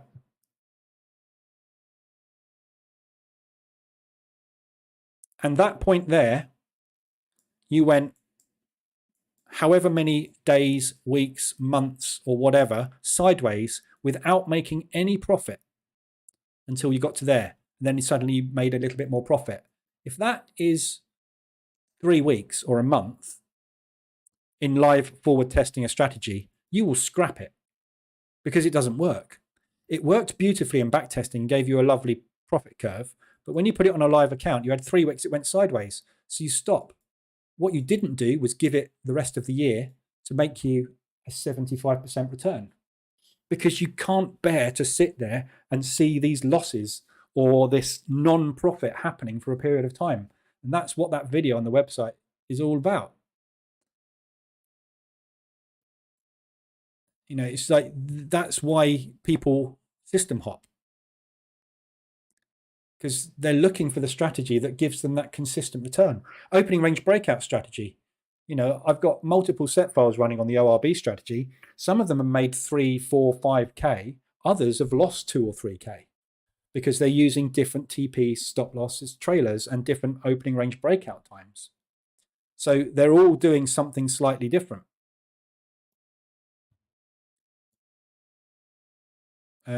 So, that was the result for this set file today.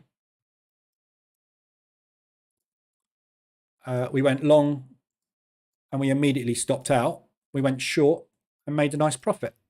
Overall, positive. There'll be other set files that I've run today.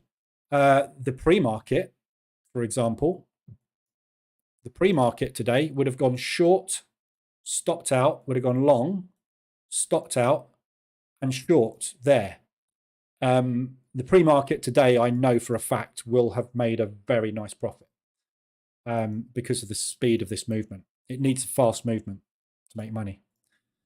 But, it's the same strategy. It's just using ever so slightly different TPs and stop losses, and you get a completely different result. But I know for a fact I'm going to be sitting here for weeks where this thing doesn't make a new peak on my P&L, because I've seen it in the back tests. I've run the back tests for years, and I know that it will sit there for a month or 2 months and it won't make money. But when it does make money, it goes and it makes money. And the problem with the DAX at the moment, which I showed you this morning, is that. Yeah. This is not ideal conditions. We're sideways. So my P&L, I expect fully to do nothing but that. We'll have good days, we'll have bad days. We'll have good days, we'll have bad days. When we get into the next trend, we'll have good day after good day after good day, because we'll get all those trends which bank the 3, the 4, the 5K days. But you've got to sit through this. So if somebody bought the opening range breakout there and they've been trading it for 2 weeks, they're probably thinking, Christ, this is awful. It's not awful. It's just that bit on the P&L when you're back testing that went like that. Live with it, because overall it will go like that. But you've got to sit through this crap to get that. And you can't determine when that's coming. The market determines when it's coming. The market says when you can make money. If you hit the buy button and it goes down, the market's told you it's not going to make you money today. If you hit the sell button and it goes down, the market's let you make money today. It's a 50-50 shot. Always is. It's just when you're doing strategy development, you're always looking for that edge that gives you that win after win after win. You want that consistent daily profit and it's just not achievable. You know, I know I show my P&L, but the reason this is green is because we're not using stop losses. The reason, that this is the difference, isn't it? This is position trading. The reason position trading does give you a permanently green P&L is because you are not letting the market take you out. That's the whole reason I developed the strategy, to give me that psychological daily win, because I'm not very good at handling stops after stops after stops. It's death by 1,000 cuts. I'm, as a person, as a trader, I'm not good at that. So I developed a strategy that eliminated that. And now that's what happens, because I just don't let it get me down. I know the market's going to go against me. I can see it happening all the time. Market structure is there all the time. And as long as there's market structure, I'm going to be in drawdown, and I just accept that fact. And as soon as you can get over that level, that accepting the fact that you are going into drawdown, then you'll be fine. Look at the test I'm doing at the moment on the hedging strategy with the market reversal alerts EA. It's banked 11.7% in, I think this has been running for 2 weeks. When did this start? 12th of February we started running this, which is what, 10 days. So it's made 11 grand in 10 days. It's also sitting in 11 grand of drawdown. But that looks beautiful, doesn't it? That doesn't look beautiful. But at any point, I can stop the EA taking new trades and know that this will just dwindle down to zero, and that will get whatever this gives me. It will give me a better return than that.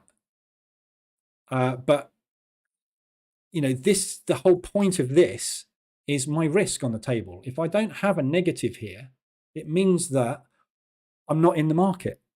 You've got to be in the market to make money, and you've just got to sit in the market, and you've got to wait for the market to make its random moves in the direction that allows you to turn that green and put it over in here. As soon as that becomes the aha moment, that's when it all works.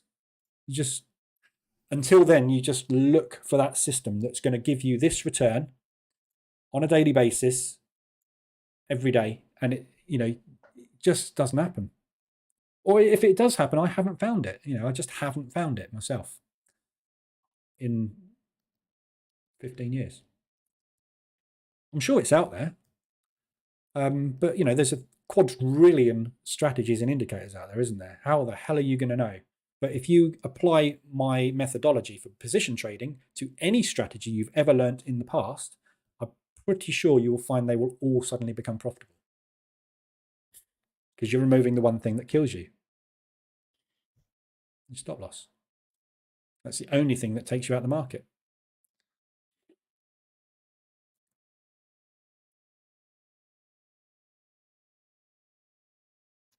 Anywho, that was a good waffle, wasn't it? Give him more drugs. He talks more. I've got my dose on Friday. It's going to be interesting. So I'm on these really cool neuro drugs at the moment, which give you which numb your nervous system for my trapped nerve. And the doctor's got to double my dose on Friday. So my arm is feeling a lot freer, but my brain is slowing a lot more. So if I start waffling on about crap and start talking about robots and things invading the world, that's why. All right, it's not me, it's just the drugs.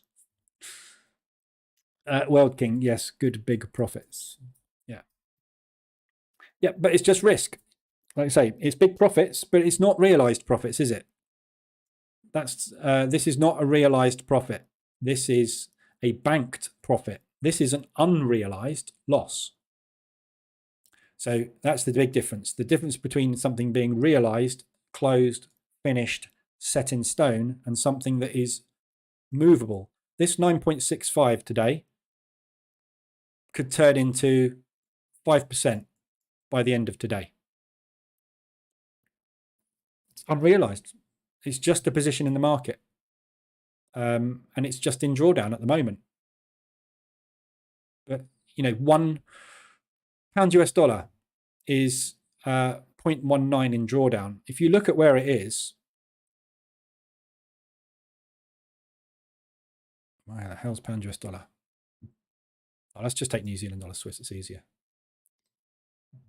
Oh, that's just got one buy and one sell on. Oh no, it's not, a few buys on. Have I got ME break even on here? Yeah.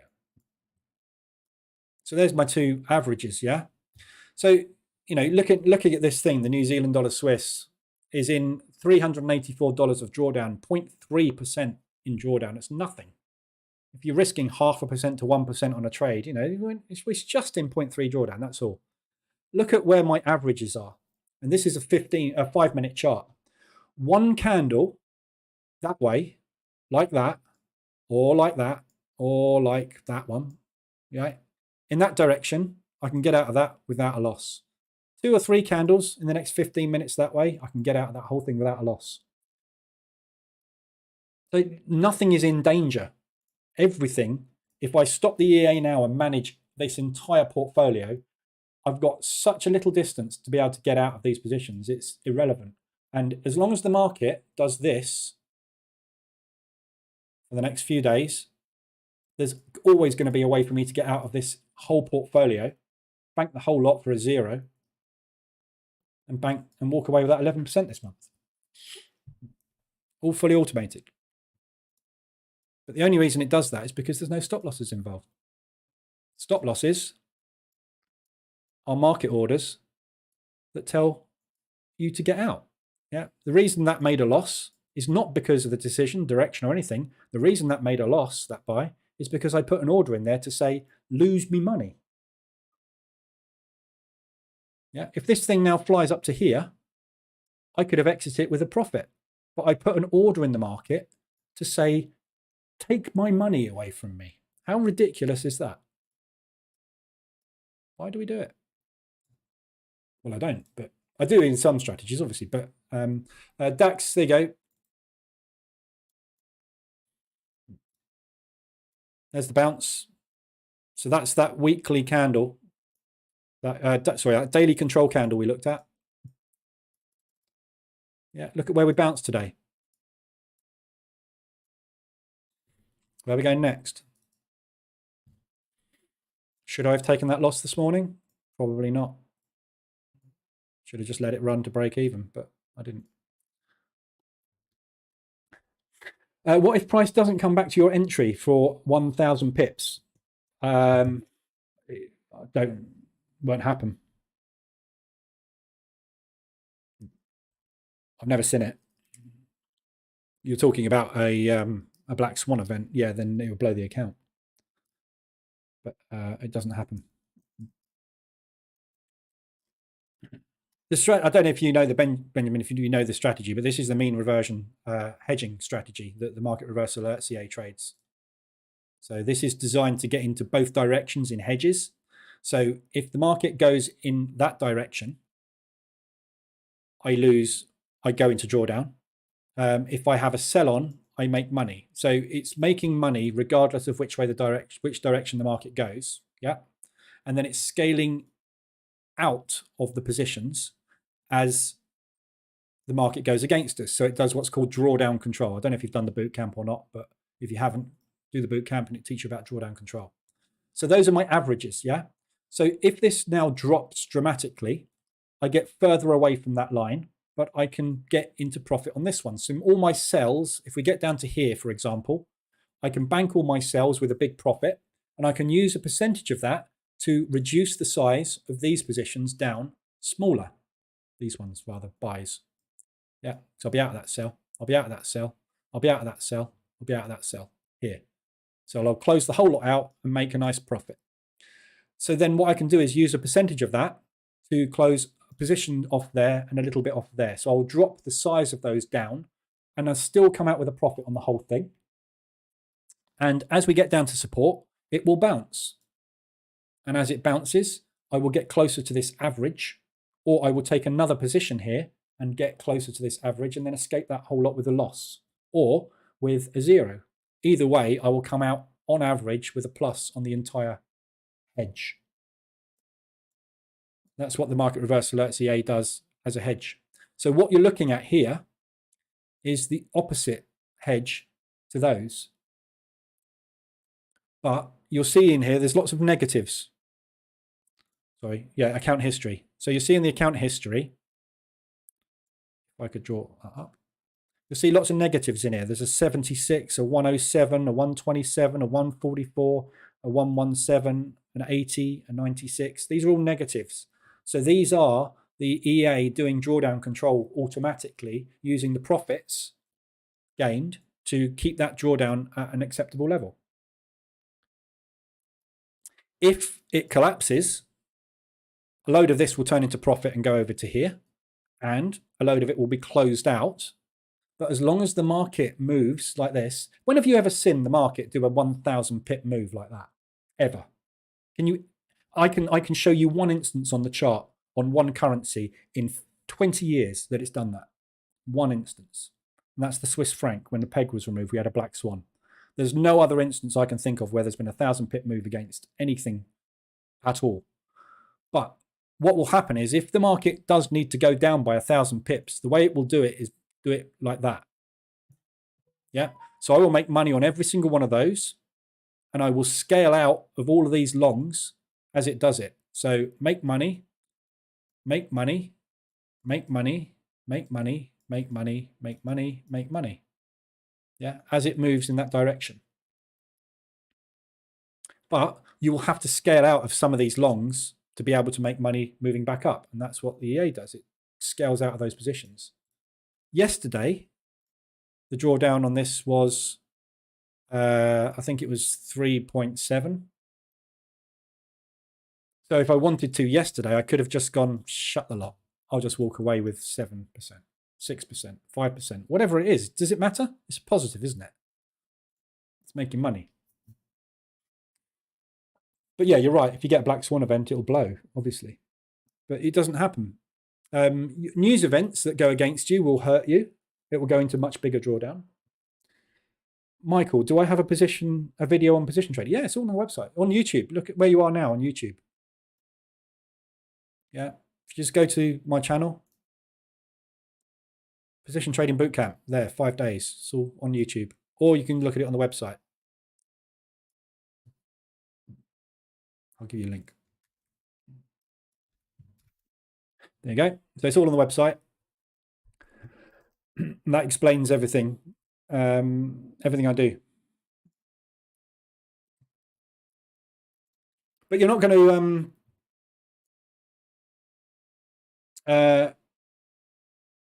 wrong one. Got too many MT4s open. That one. But yeah, there's lots of different ways to trade. So this account is hedging. This account is trading the sentiment strategy, which isn't out yet. This account is trading mean reversion, H1M5. This account is trading ADR reversals. They're all doing different position trading strategies. There's lots of ways to do it. But you will need to do drawdown control. Yeah, you know, I'm not saying I'm going to win all the time. I do not win all the time. I lose. But when I lose, I use the profits from the winners to offset the losses. And it's about keeping that balancing act. So, you know, if this thing starts to go into too much drawdown, and again, I talk in the Position Trading Bootcamp about your levels. This is a little bit of an exaggeration because this is trading all pairs. I would never trade this normally. This is running on a demo account. It's doing some analysis for me, basically. But what you will do is you will have a comfort level in your account where you are happy to go into drawdown with. And when you get to a point where you're unhappy with the drawdown or uncomfortable, you will use some of this extra profit that you've earned to offset it over here. So you will close out. So you pick the worst case scenario. So for example, pound New Zealand or pound yen are in 0.6%. They're in 0.5% of drawdown. Yeah. So this trade is in 0.5% of drawdown. Just think about what you normally do when you trade with a stop loss. You risk 0.5%, 1%, 2% on a trade. This thing's taken 6 positions and it's still only in 0.5% of drawdown. That's the big difference. I'm not going in with 1% risk. I'm going in with tiny risk, but I'm building a position, waiting for the market structure to shift in my direction, because I can't time that bit. No one can. You're not in control of when the market goes up and down. The market is in control of that. So stop trying to time that, and all of a sudden you become profitable. That's what the position trading bootcamp teaches you. The reason you lose money in this market is because you place an order in the market to take you out of the market with a loss. If you stop doing that, you will stop losing. Simple as that. And that's the conclusion I came to after 15 years trying to find the Holy Grail, which is kind of what Seymour's still doing at the moment, which is fine. You know, I do the same thing as well. I come across strategies every now and again on YouTube, and I think, oh, not heard of that one, and I'll dive into it. But the difference now is I will build an EA to automate that strategy, and then I will backtest it. And every now and again, I'll find one that is like, that works. And you know what? Every single one that I find trades either the 4-hour or the daily time frame. There is not one strategy, apart from the opening range breakout, which is a momentum strategy. So momentum strategies work on low time frames. Any other strategy, mean reversion or trend based, there's very few that work on lower time frames than the 4-hour. So when I find those strategies every now and again, and I backtest them and go, yeah, they're good, I will start implementing them. But they're always 4 hours and dailies, and the vast majority of them run on indices. And the reason things don't work in FX long term with stops a lot of the time is because with an FX pair, it's the market movement is very, very unpredictable. Look at this here, right? All that. And then look at the smoothness and the chop and the craziness. And then the spikes, yeah? It's completely random. And the reason it's random is because you've got two opposing forces fighting each other. In the stock market, you have a stock or an asset which has a tangible value attached to a percentage of its share. So that thing will move in an orderly manner based on pleasing shareholders. Oil moves on supply and demand. Indexes move on stock movement, which is predictable and rational. Forex is completely random. Completely random. So whatever you develop to work on the Forex market on a low time frame, like M15, it is working on a random set of data. Every day is completely random. There is no way to find logic in a random market because this market is controlled by 10 banks and whether or not they have order executions to make long or short on behalf of their clients. That changes from day to day, from hour to hour, and is random. So when you say the pound is weak, why the hell is it going up against the New Zealand dollar? Because there's a load of order executions that need to be done in that direction at the moment. That doesn't change the fact that fundamentally the pound is weak and it's coming down. However, if the New Zealand dollar suddenly weakens dramatically because they have an earthquake, this thing's going to fly through the roof. Do you think your signal or your system or your strategy can predict world-changing fundamental events which drive the FX market? No. So why would you try and pick an indicator that can do that? It can't. There's nothing that can predict this market. It's completely random. And as soon as you accept the fact that this is random, and the only thing we know is it moves in cycles based on exhaustion, you suddenly go, right, I just need to wait for the exhaustion. Because I know when the banks have exhausted, they have to do the opposite. And all you do is you find indicators that help you identify that. And you remove the thing that makes you the losses, the stops. And suddenly everything becomes clear. It really is like when you go through the position trading bootcamp. I'm not saying this just to big up the bootcamp. I'm saying it because it's not like anything else out there that you will find. Because it doesn't try to find the Holy Grail. It accepts the fact the Holy Grail doesn't exist. And therefore, stop looking for it and just start pressing the button randomly. And all of a sudden, you'll find you make money. Yeah, if you go into this thing now and put a 0.05 in the market and hit the buy button, My odds of that trade working right now are 50-50. I have no clue in the next 2 hours whether this thing is going up or down at all. But if it goes down, I can do that again here, knowing full well that the fact that it's come down and got exhausted means it's probably going to profit takes and it will move up. So all I've got to do is keep this yellow line, this average, somewhere close to price and wait for the randomness to come in my direction. When the randomness comes in my direction, I'll exit with a profit. It's all time-based. You have no control over that. But you do have control over that and what you do when you've hit that button. When you hit that button, you now have a choice.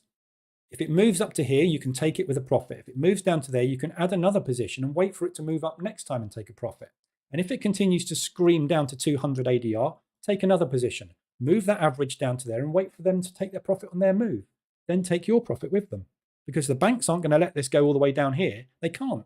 They haven't got enough money. This is why ADR works, because there is an average daily range for a Forex instrument, because there is only a finite amount of money in the market to move this exchange up and down. When we get beyond that average daily range, the odds of it continuing drop.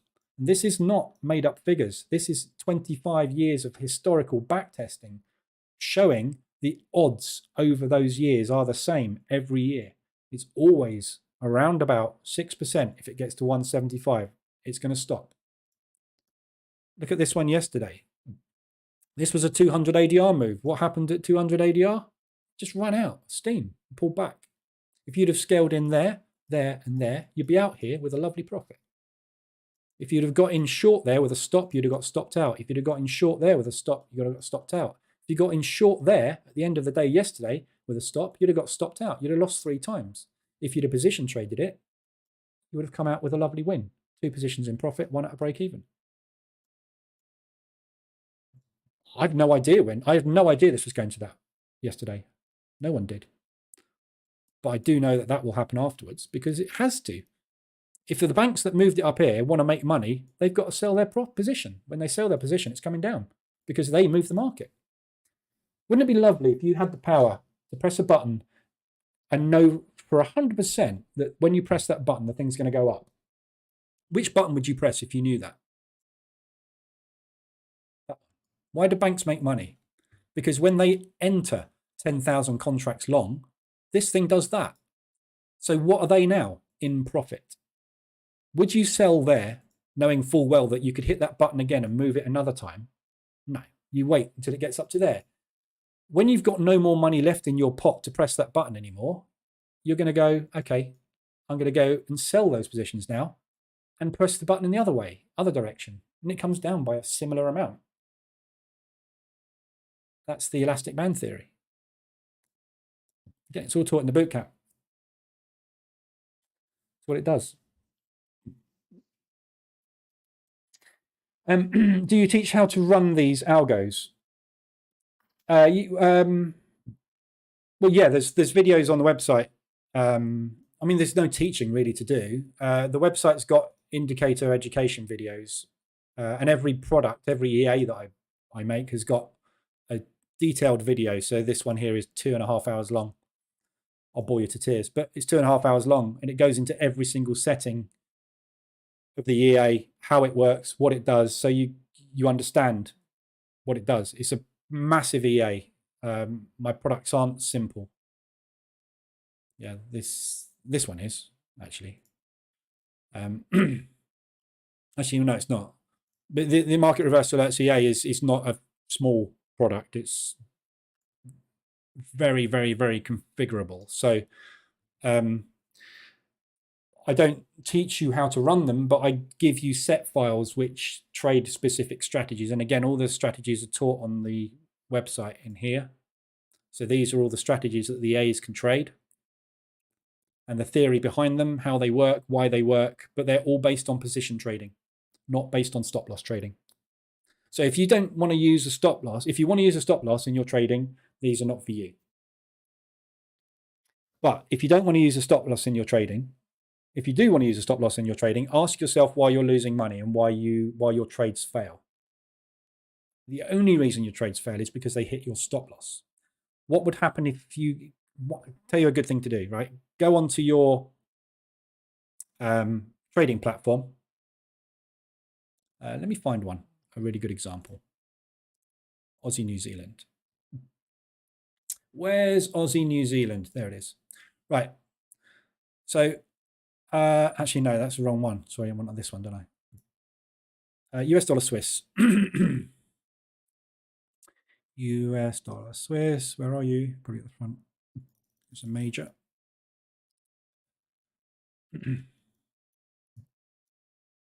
There. Okay. So these trades here,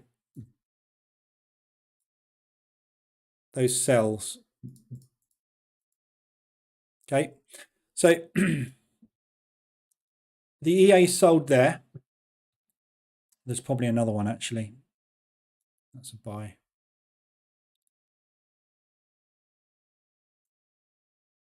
Yeah, there's two more. There we go. So the EA got in to this trade.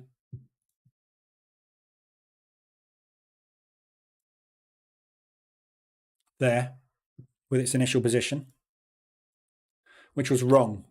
So you would have lost 1% of your account there. Okay, but what the EA did I not try? Oh yeah, turn that off. What the EA did was waited for the price movement to go up by half an ADR, and it took a second position. Then, at that point, there's a 50-50 shot of either the market continuing that way or going that way. We don't know, right? What it did was it went that way. So what the EA then did was waited for it to push up further and entered another position. Yeah. The market then continued to push against it. So what the EA then did was take some of that position off because it was too far gone. It would have taken some of this off as well. So there's another one in there which would have been a drawdown control up there as well. And then it waited for that buy cycle the banks were in to end and then to sell those positions. And then it exited those positions in a profit. That's in a nutshell what position trading is. What a normal person would do is it would take a trade and it would put a stop loss. It would get stopped out. Say, talking about humans, people, the person, the man, whoever, they would have taken a short position there, probably put a stop above there and got stopped out. They would have gone short there, stop above there and got stopped out. Yeah. So they would have lost probably 3% of their account. Knowing full well that fundamentally on the US dollar Swiss, they had a bias, which was a moving average, or they were looking at the fundamentals, or there was an indicator that was up there and told them this was coming down at some point. There was a reason the sell button was being hit by that person. But what that person cannot do is time when that move is going to happen. That move happened 2 days later than the person initially thought. So why take a loss on it when you know the move is coming? Wait for the move to happen and then take the profit on the move. If it goes too far against you, you can always close it or part of it. And if you close part of it, let's say the average on it, so your first position's there, second there, third there. So when you took that trade, that was your level. When you took that trade there, your average of the two was here. Yeah. When you took that trade there, your average on the 3 positions was somewhere like that. Yeah. So what you're doing by position trading, i.e. taking a position short in the market, is you're just scaling into the entry and bringing the average price closer and closer to where your last entry was, waiting for that profit take move to happen by the buyers who are against you at that time. When the profit move takes place, you just exit the position and you wait for it to get beyond your entry level. Worst case scenario, if you didn't do drawdown control, like take that loss, that was a partial loss, you can hold the whole position as long as it needs to be until it comes back into profit. But you're going to go further into drawdown, and there's a pain threshold you'll get to where you'll suddenly go, oh, I can't do this anymore. And that's when you start to close out partial positions. So there's another sell there. Yeah, so there's a drawdown control, another drawdown control. These are buys. So There you go. So that's the other drawdown control. On that initial position, we did drawdown control there. On this position, we did drawdown control there. So we took a loss twice, but it wasn't a full loss. It was part of the position. It was only a third of the position. And we're using profits we've made on other trades to pay for that. This is just one pair. The other pairs that have been happily making money without doing drawdown control and building up this big green bank for us, we're using that profit just to offset the ones that don't work. So and this is why the trade manager dashboard exists, because we're trading a portfolio of positions that have an overall result. So right now I could go shut the whole lot, take a break even, and walk away with 2.5 grand. Yeah, this position here, look, we're 0.2% in drawdown. We've got one position 310 in loss. We've got one position 104 in profit on the pound Swiss. So if the pound Swiss continues to push today, that will go into drawdown and become a negative. And as soon as we get far enough away, we'll enter another position. And then when that profit take starts, if we get back to that position, let's say we've got one, that one's down there. If we get back to here, we can close all three of those positions at 0 and take no loss whatsoever. So the difference with position trading is what you're doing is you're removing all of this negative P&L, doesn't happen. And you're replacing it with drawdown. And there is a level of drawdown that you will become uncomfortable with. And when that happens, you've got the option still to close this. But don't close the position just because it's going the wrong way. That's ridiculous. If it's going the wrong way, it means the banks are buying. When the banks have finished buying, they're going to sell. When the sell starts, if the sell's bigger than the buy, you're going to kick yourself for taking a $200 loss when this thing moves $500 in your way. Why do that? Nuts. But until you understand how to ebb and flow of the market, you'll keep using stops and you'll keep getting stopped out and you'll keep losing money. This is how the banks trade. The banks do not use stop losses. They do if they're certain parts of the banks do, but the big desks that make the money, they do not use a stop loss, which will lose them $25,000 on a $100,000 trade. They scale in. It's called dollar averaging, and it's done by all banks and institutions, funds, pension funds, hedge funds. It's what they do. You just have a direction. This is why this is so important on the website. Yeah, this directional scorecard or bias. It doesn't matter what you use. So the directional bias scorecard is giving you a score as to where we're going based on the fundamentals that drive the FX markets. You could use a moving average. They do the same thing, but moving averages obviously get crossed and then all of a sudden you get signals in a different direction. But all the time this thing's red, you just be hitting the sell button. Yeah, if you hit the sell button here and you took a breakout short and you didn't get out there and it pushed against you, why take a loss? Just take another position and wait for it to come back down again, because this thing does nothing but go up and down all the time. That's what the market does. How many times have you hit the sell button, got stopped out, and then it's dropped and you've gone, oh my God, if I'd have been in that trade, I would have made a fortune. I got stopped out. Well, they know that because they know where the liquidity is sitting, because they know where the peaks are. Right now, up there, there's a ton of cash because everybody that's hit short now has put their stop there. They know that, and that is why you will find every level gets taken out at some point. Yeah, that level at some point will get taken out. That level got taken out. That level got taken out. That level got taken out. That level got taken out. That level got taken out. I can go on all day doing this. So why get taken out? Why not just wait for that level to get taken out if you're short? And if it goes that way, just keep going short until they come and take that level out, because they will. They have to. It's what it does. It goes up and down. Everything goes up and down. Yeah. Doesn't matter which way you get in, which button you press, as long as it goes up and down, as a position trader, you can always get out of the market. Make sense? Go and watch the bootcamp if you haven't. That's basically what it's for. Sounds really simple. It's not that simple in practice. You need a lot of patience because you're going to sit here for a long time. a long time with some of these positions. See, look, I'm in a long here, right? So now if I hit the buy button now, look. Yeah. So let's say my stop loss would have been positioned here, wouldn't it? So what I will do, instead of that, I will go with a buy limit there and add another position. So what's going to happen when we get down to here is my average will move down to there. So what I need now, when we've taken this low out, is one candle to push up, and I can exit the position with a net win, net gain, 0, break even. Not a 1% loss. Makes a big difference, doesn't it? All of a sudden, it's like, wow, eradicate the losses. What have you got left? Wins. And that's why the P&Ls look like they look. I don't take losses. I do take losses, but I don't take losses in a traditional manner. There's no point. All it does is make you losses. Can you look at EU and show me your bias? Yeah, EU.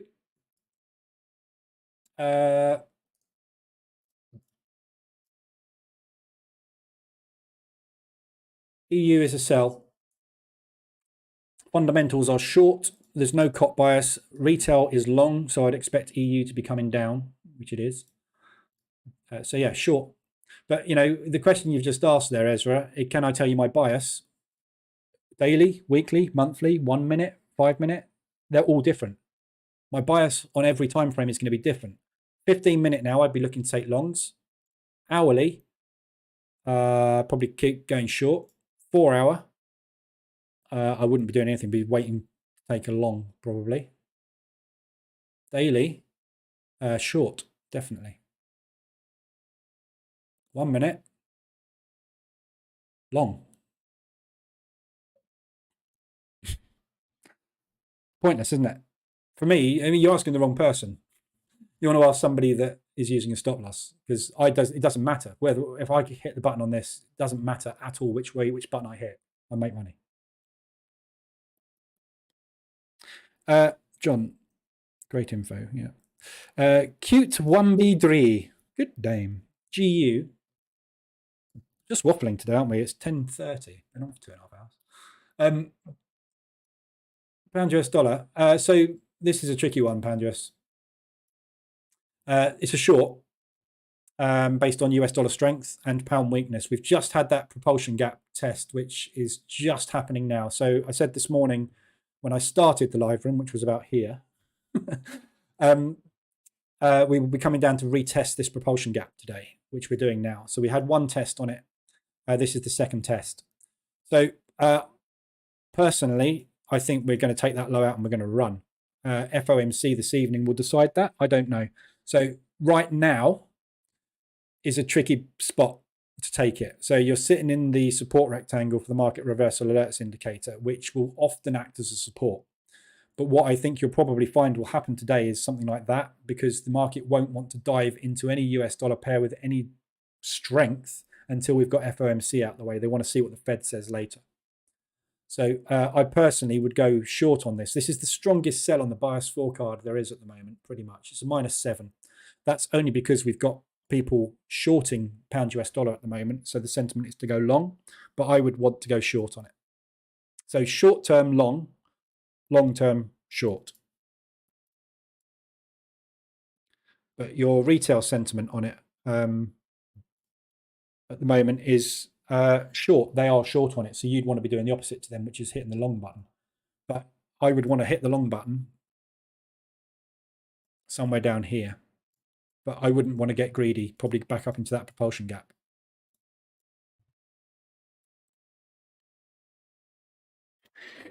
Gordy, what about when you get in a deep drawdown and eventually still won't go in that same direction? Then you do drawdown control. So you just do drawdown control on the position. So drawdown control is covered in day 4. Yeah.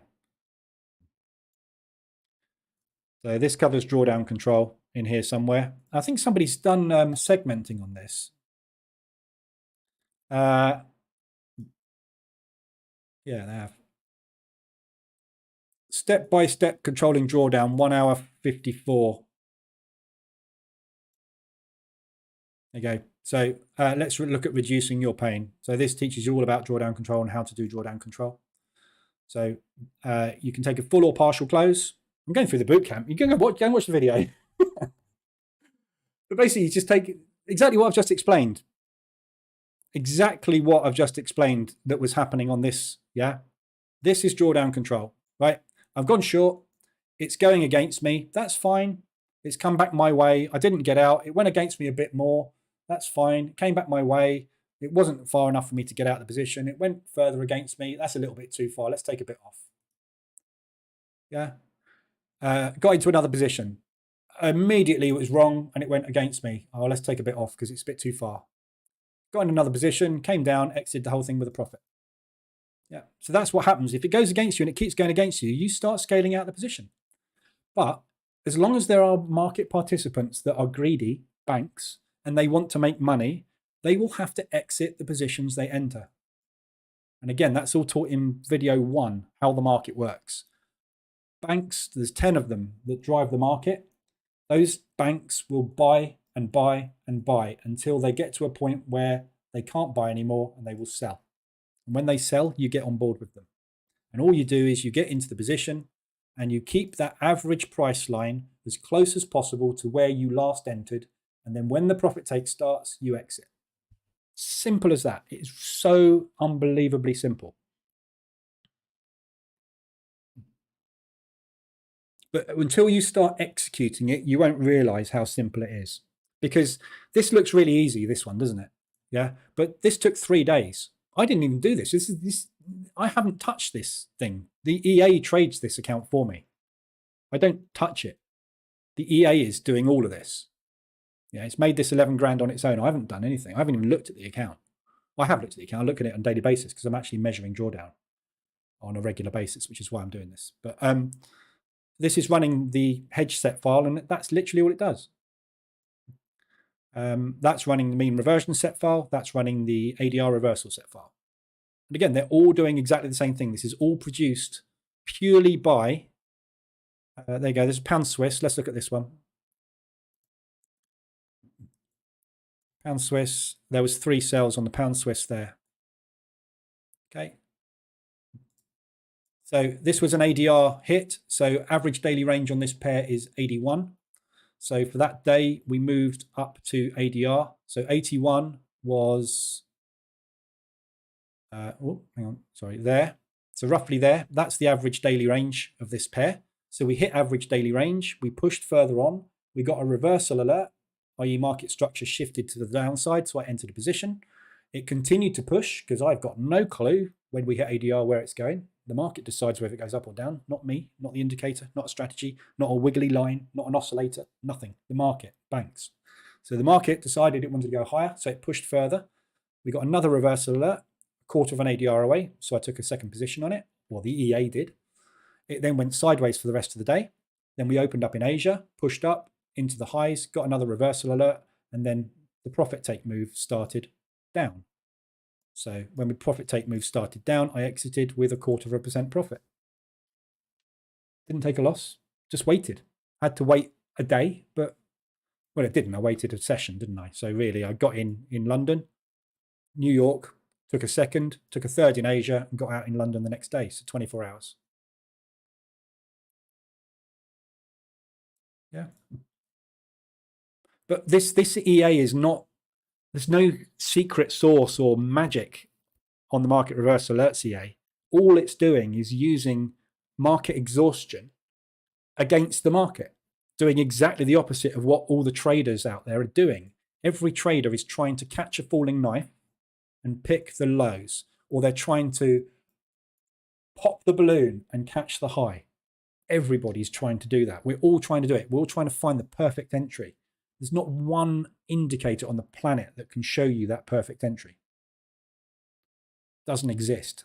So as soon as you realize you don't have to pick the perfect entry, you just have to get in when the market is likely to start a move. And if the market's not ready, wait. And if it's still not ready, wait a bit longer, because it will. It has to. Because these guys are loaded, right? Think about these guys, right? these banks that started this move here, and it suddenly pushed up to there. These guys are sitting on millions of profit, unrealized profit in their P&L. It's sitting over here as a big plus 500,000 or whatever it is. It's, you know, it's a massive unrealized profit. So basically, they haven't made any money yet.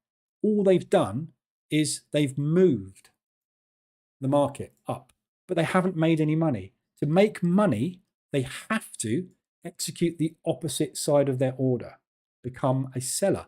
So if there's a massive volume gone that way, there has to be an equal volume executed in the other direction. If there are more buyers now than there were when they executed that, when they execute their volume the other way, the market will either do a pullback to a percentage of the original move, or it will go sideways depending on the volume of buyers. We don't know what that's going to be when they decide to hit that button. So one of two things happens at ADR. Either it accumulates or it pulls back. We don't know which. So we have to wait for them to do that. Eventually, these guys that are doing that are going to give up, or they're going to run out of steam, and they're going to do that. When they do that, we exit. That's it. It's so simple. Yeah, give you like multitudes of examples of it. Pan New Zealand is one there. Only 2 positions on that one. Yeah, ADR 161. That position was executed at 135. So ADR up here was 223. So 161 ADR, it got to 222, 223. So it exceeded its average daily range. We got a reversal alert. Looked like the market was starting to sell off, i.e. the profit take move was starting. It didn't. They rallied. So we took a second position, at least a quarter of an ADR away, and we waited for the market profit take to start in Asia. Got out. Simple. Nothing complicated in it. It's just using the market against itself. Euro Swiss, there's a good one. That one entry. Sometimes this happens. Not often. Sometimes it does. ADR is 41. Pushed up. There's 40. 41. Pushed up to 54 pips. Got the reversal alert. So the structure shifted back down to the downside. Entered a position. Took a 0.25%. Quarter of an ADR. Yeah, so it's a scalping strategy. But the ideal is we get in, we get out, we're done. But you know that when I get in, whether that happens or that happens, it's got nothing to do with any indicator or anybody else in the market but the banks. If the banks say yes, fine, happy days. If the banks say no, fine, I'll wait. Don't loss, wait. Difference. That's the only difference between me and any other person out there trading. I just wait. Aussie New Zealand's another one. That's a single.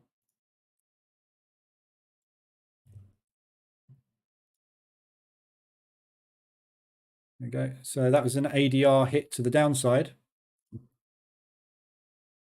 So ADR on this is 55. There's the peak. That went down to 68. Yeah, absolutely exhausted. Took an entry straight out. Didn't catch it. Didn't catch the whole move. Look, I'm not greedy. I don't go for the whole thing. I'm not trying to catch the low to the peak. I'm trying to get a bit of money out of the market. I just want a little bit of it. ADR. Just got into an ADR on this one. So this is a live trade today, right now. This is a live ADR in action. This has moved. The ADR on this is 55. So far today, we've moved down to 150 ADR. We've moved down 90 pips from that peak to there, which is over 150 ADR. The chances of this pushing beyond this level are 12%.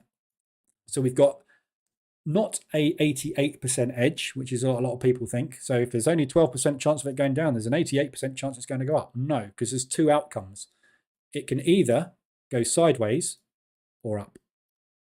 Yeah, so the odds of this now going up are not 88%. They're 88% divided by 2. It's 44%. So there's still not a good edge, is there? There's only a 44% chance that this is actually going to go my way, because it could go that way, and it could also go that way. However, it's extended, and the guys that made this move haven't really taken a profit yet, so I'm waiting for them to take a profit. If they drive this further down, I'll get in again and I'll wait for them to take a profit. When I take a profit, I exit. So at the moment, I'm sitting on Aussie New Zealand in drawdown of 0.01%.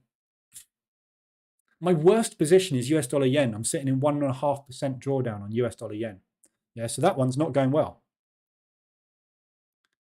Let's find that. And this is an ADR reversal. So this is the ADR, average daily range strategy. Yeah. So I took an ADR short here. Can't even get it on the chart because it was days ago. And again, this is the other thing, you know, you can sit in these trades for weeks sometimes, but it doesn't matter because you're taking such a small amount of money out of the market and you're getting into such a small amount of risk. If it goes 6 positions, you're probably going to be in about 2.5% of drawdown. If you sit in the thing for a week or two, you know, we're not trading with 1% risk. That's ridiculous. So there's my initial entry. Yeah, ADR. And then I had an exit the next day, didn't quite get out, so it pushed. Had to take a second position when it took a stop hunt. They decided to push for the next day, went up, came back down. So my average on these 3 positions will be somewhere around there. Yeah, never got down to any point I could have got out of the position. Went sideways all day, pushed again. Had to take another position on it. Came back down. My average is now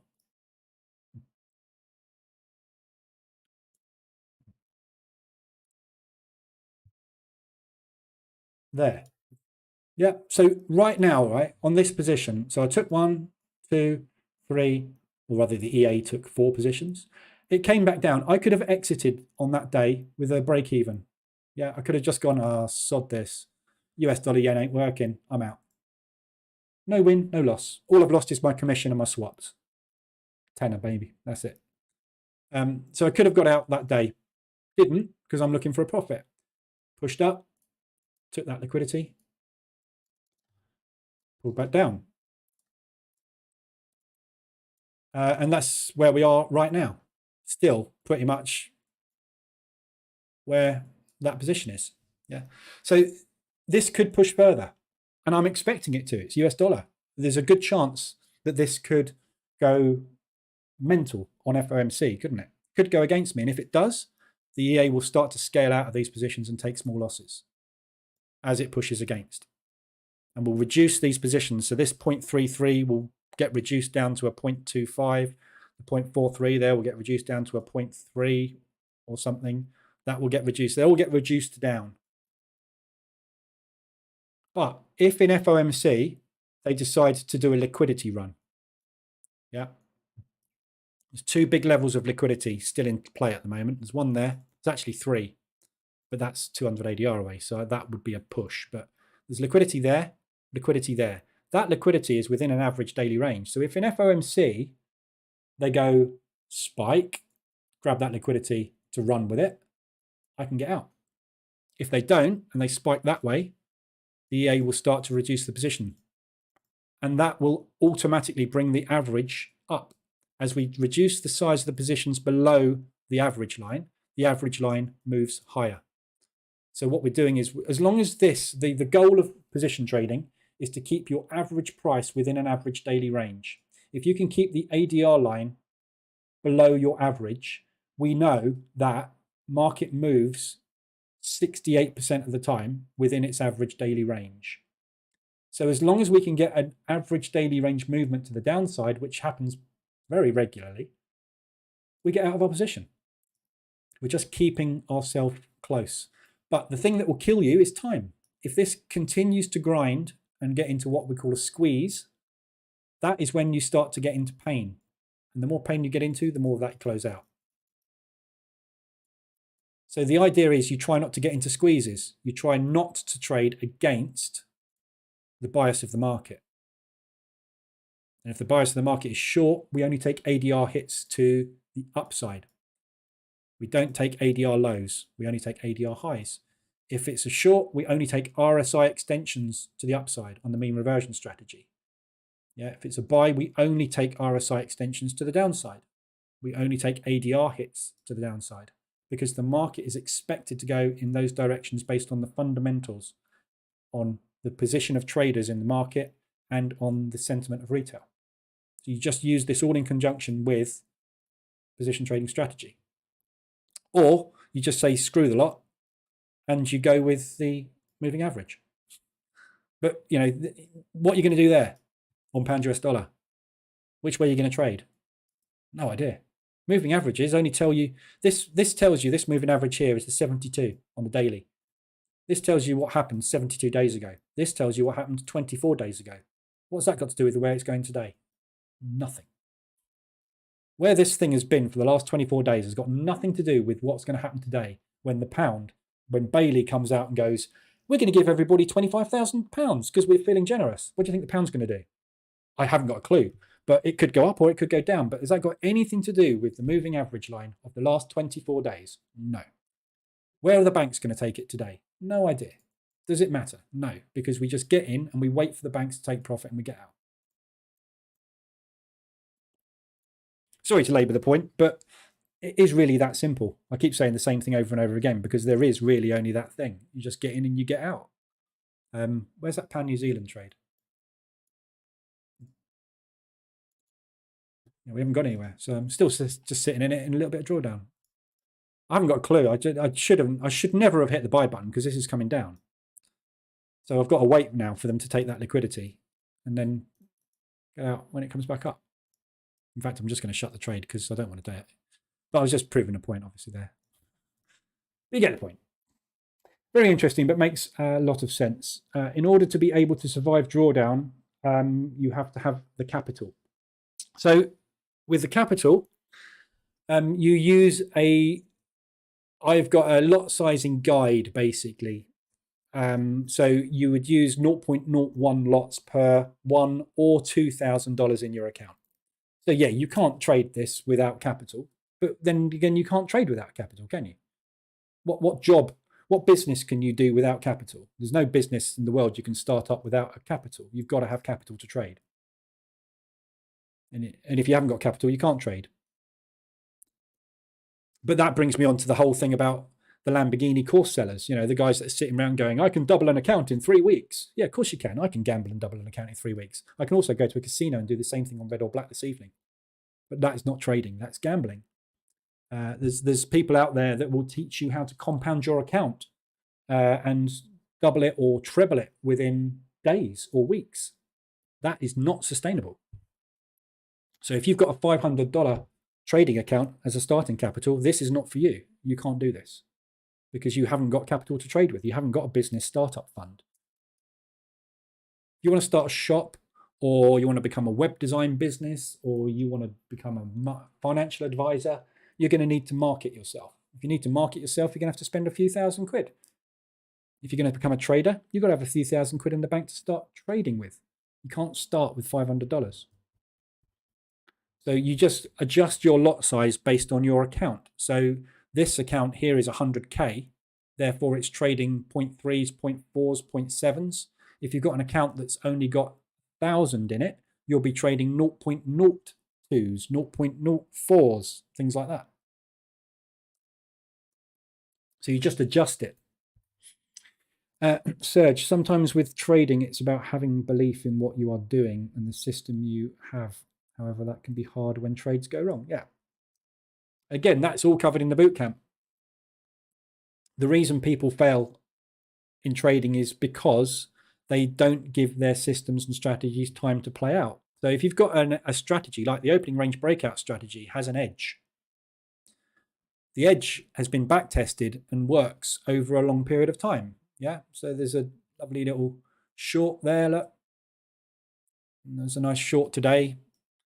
I didn't have yesterday's on there for the DAX, but the DAX trade yesterday was that short there, which is nice and profitable.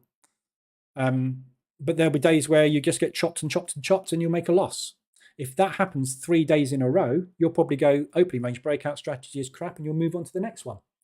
But what you don't know is that if you'd have given this another 3 days, you'd have made 6 grand. because the edge is the long term in trading. It's not day by day. You can't make money day by day using a stop loss because, as I've just explained, the market is totally random. Yeah. So how can you possibly guarantee a positive return every day on a random event? You can't. It's not possible. There's not a bank in the world that can guarantee a profitable return on a daily basis because it is not controlled. There's 10 banks that drive this market. There's more banks, obviously, but there's 10 major banks that drive this market up and down. Yeah. If I am Barclays today, right, and I'm going long on a DAX, and HSBC, Citi, and I don't know, Morgan Stanley, whoever, right, they're all going short. Am I going to win today? No, I'm going to go into drawdown today, Barclays. But tomorrow, HSBC will decide to go long, Citi will have a long execution, and Morgan Stanley won't have anything to put into the DAX tomorrow, so it will go up. So Barclays tomorrow will make money. If these guys can't guarantee it, what the hell chance do you think a retail trader has? It just doesn't work that way. But that's what the position trading bootcamp teaches you, yeah? And try it, just try it. You know, I say in the bootcamp on video 1, give it a month, right, with this. And then if you've come out of the end of that month with a positive P&L, you've just changed your life, because at the moment, every month your P&L is negative. Because if it wasn't negative, you wouldn't be going all over YouTube trying to find somebody to teach you how to trade. That's what we do, isn't it? We look for people that are successful and we replicate them. I've replicated the banks. Because as far as I'm concerned, they're the only people that make money in this industry, aren't they? To do what they do. That's basically the way it works, isn't it? So you just got to try it, yeah? And that's what we do with all strategies. When we pick up a strategy, we try it. When we try it, if it has a good winning run when we start, we stay with it. If it has a losing run when we start, we dump it and we move on to the next strategy. That's called system hopping. That's what we all do as traders. So to stop yourself system hopping, if you remove the losses, you won't hop systems. Position trading removes the losses. So if you start with this, in a week's time, you will have a positive P&L. Then you will have a positive P&L in week 2.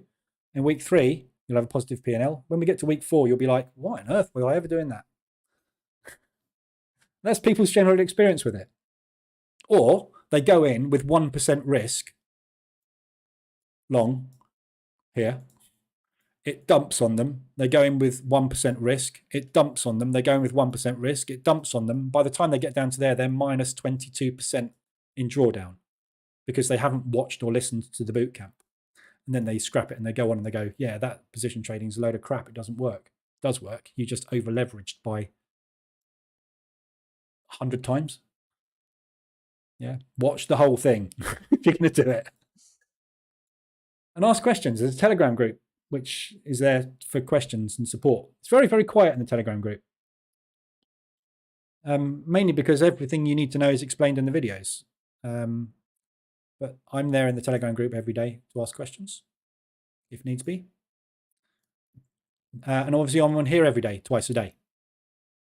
Morning and afternoon session. So I'm always here. Right, I'm going to leave it there today. So basically, I've just explained the entire bootcamp to you in probably an hour, which is pretty good because it's a, 10-hour course, I think? 8 hours or something? I don't know. I don't know how long each video is, but it's long. But anyway, so if you want to go and watch the bootcamp in detail, go and do that. You don't need the indicators and the EA to trade it. You can trade position trading with any strategy out there, but obviously the one that I use is the one that I use because it works for me, but use whatever you want. But go and watch it. If you've got any questions, obviously I'll be in the Telegram group and you can ask in there. So I will be back this afternoon. At the moment, we've not got an awful lot of movement today. Aussie New Zealand is just hovering down at the lows. Euro odd is also, actually that's pulled off the highs quite nicely actually. But the reversal, that was late on that one. So there's not a lot of movement, as you can see. I wouldn't expect a massive amount of movement today either, because it's FOMC. What we're likely to see today is a lot of that waiting for FOMC this evening. So I'm not expecting New York to be particularly busy either. The Telegram group is all over the website. I'll put the Telegram group link in there. It's on the website though.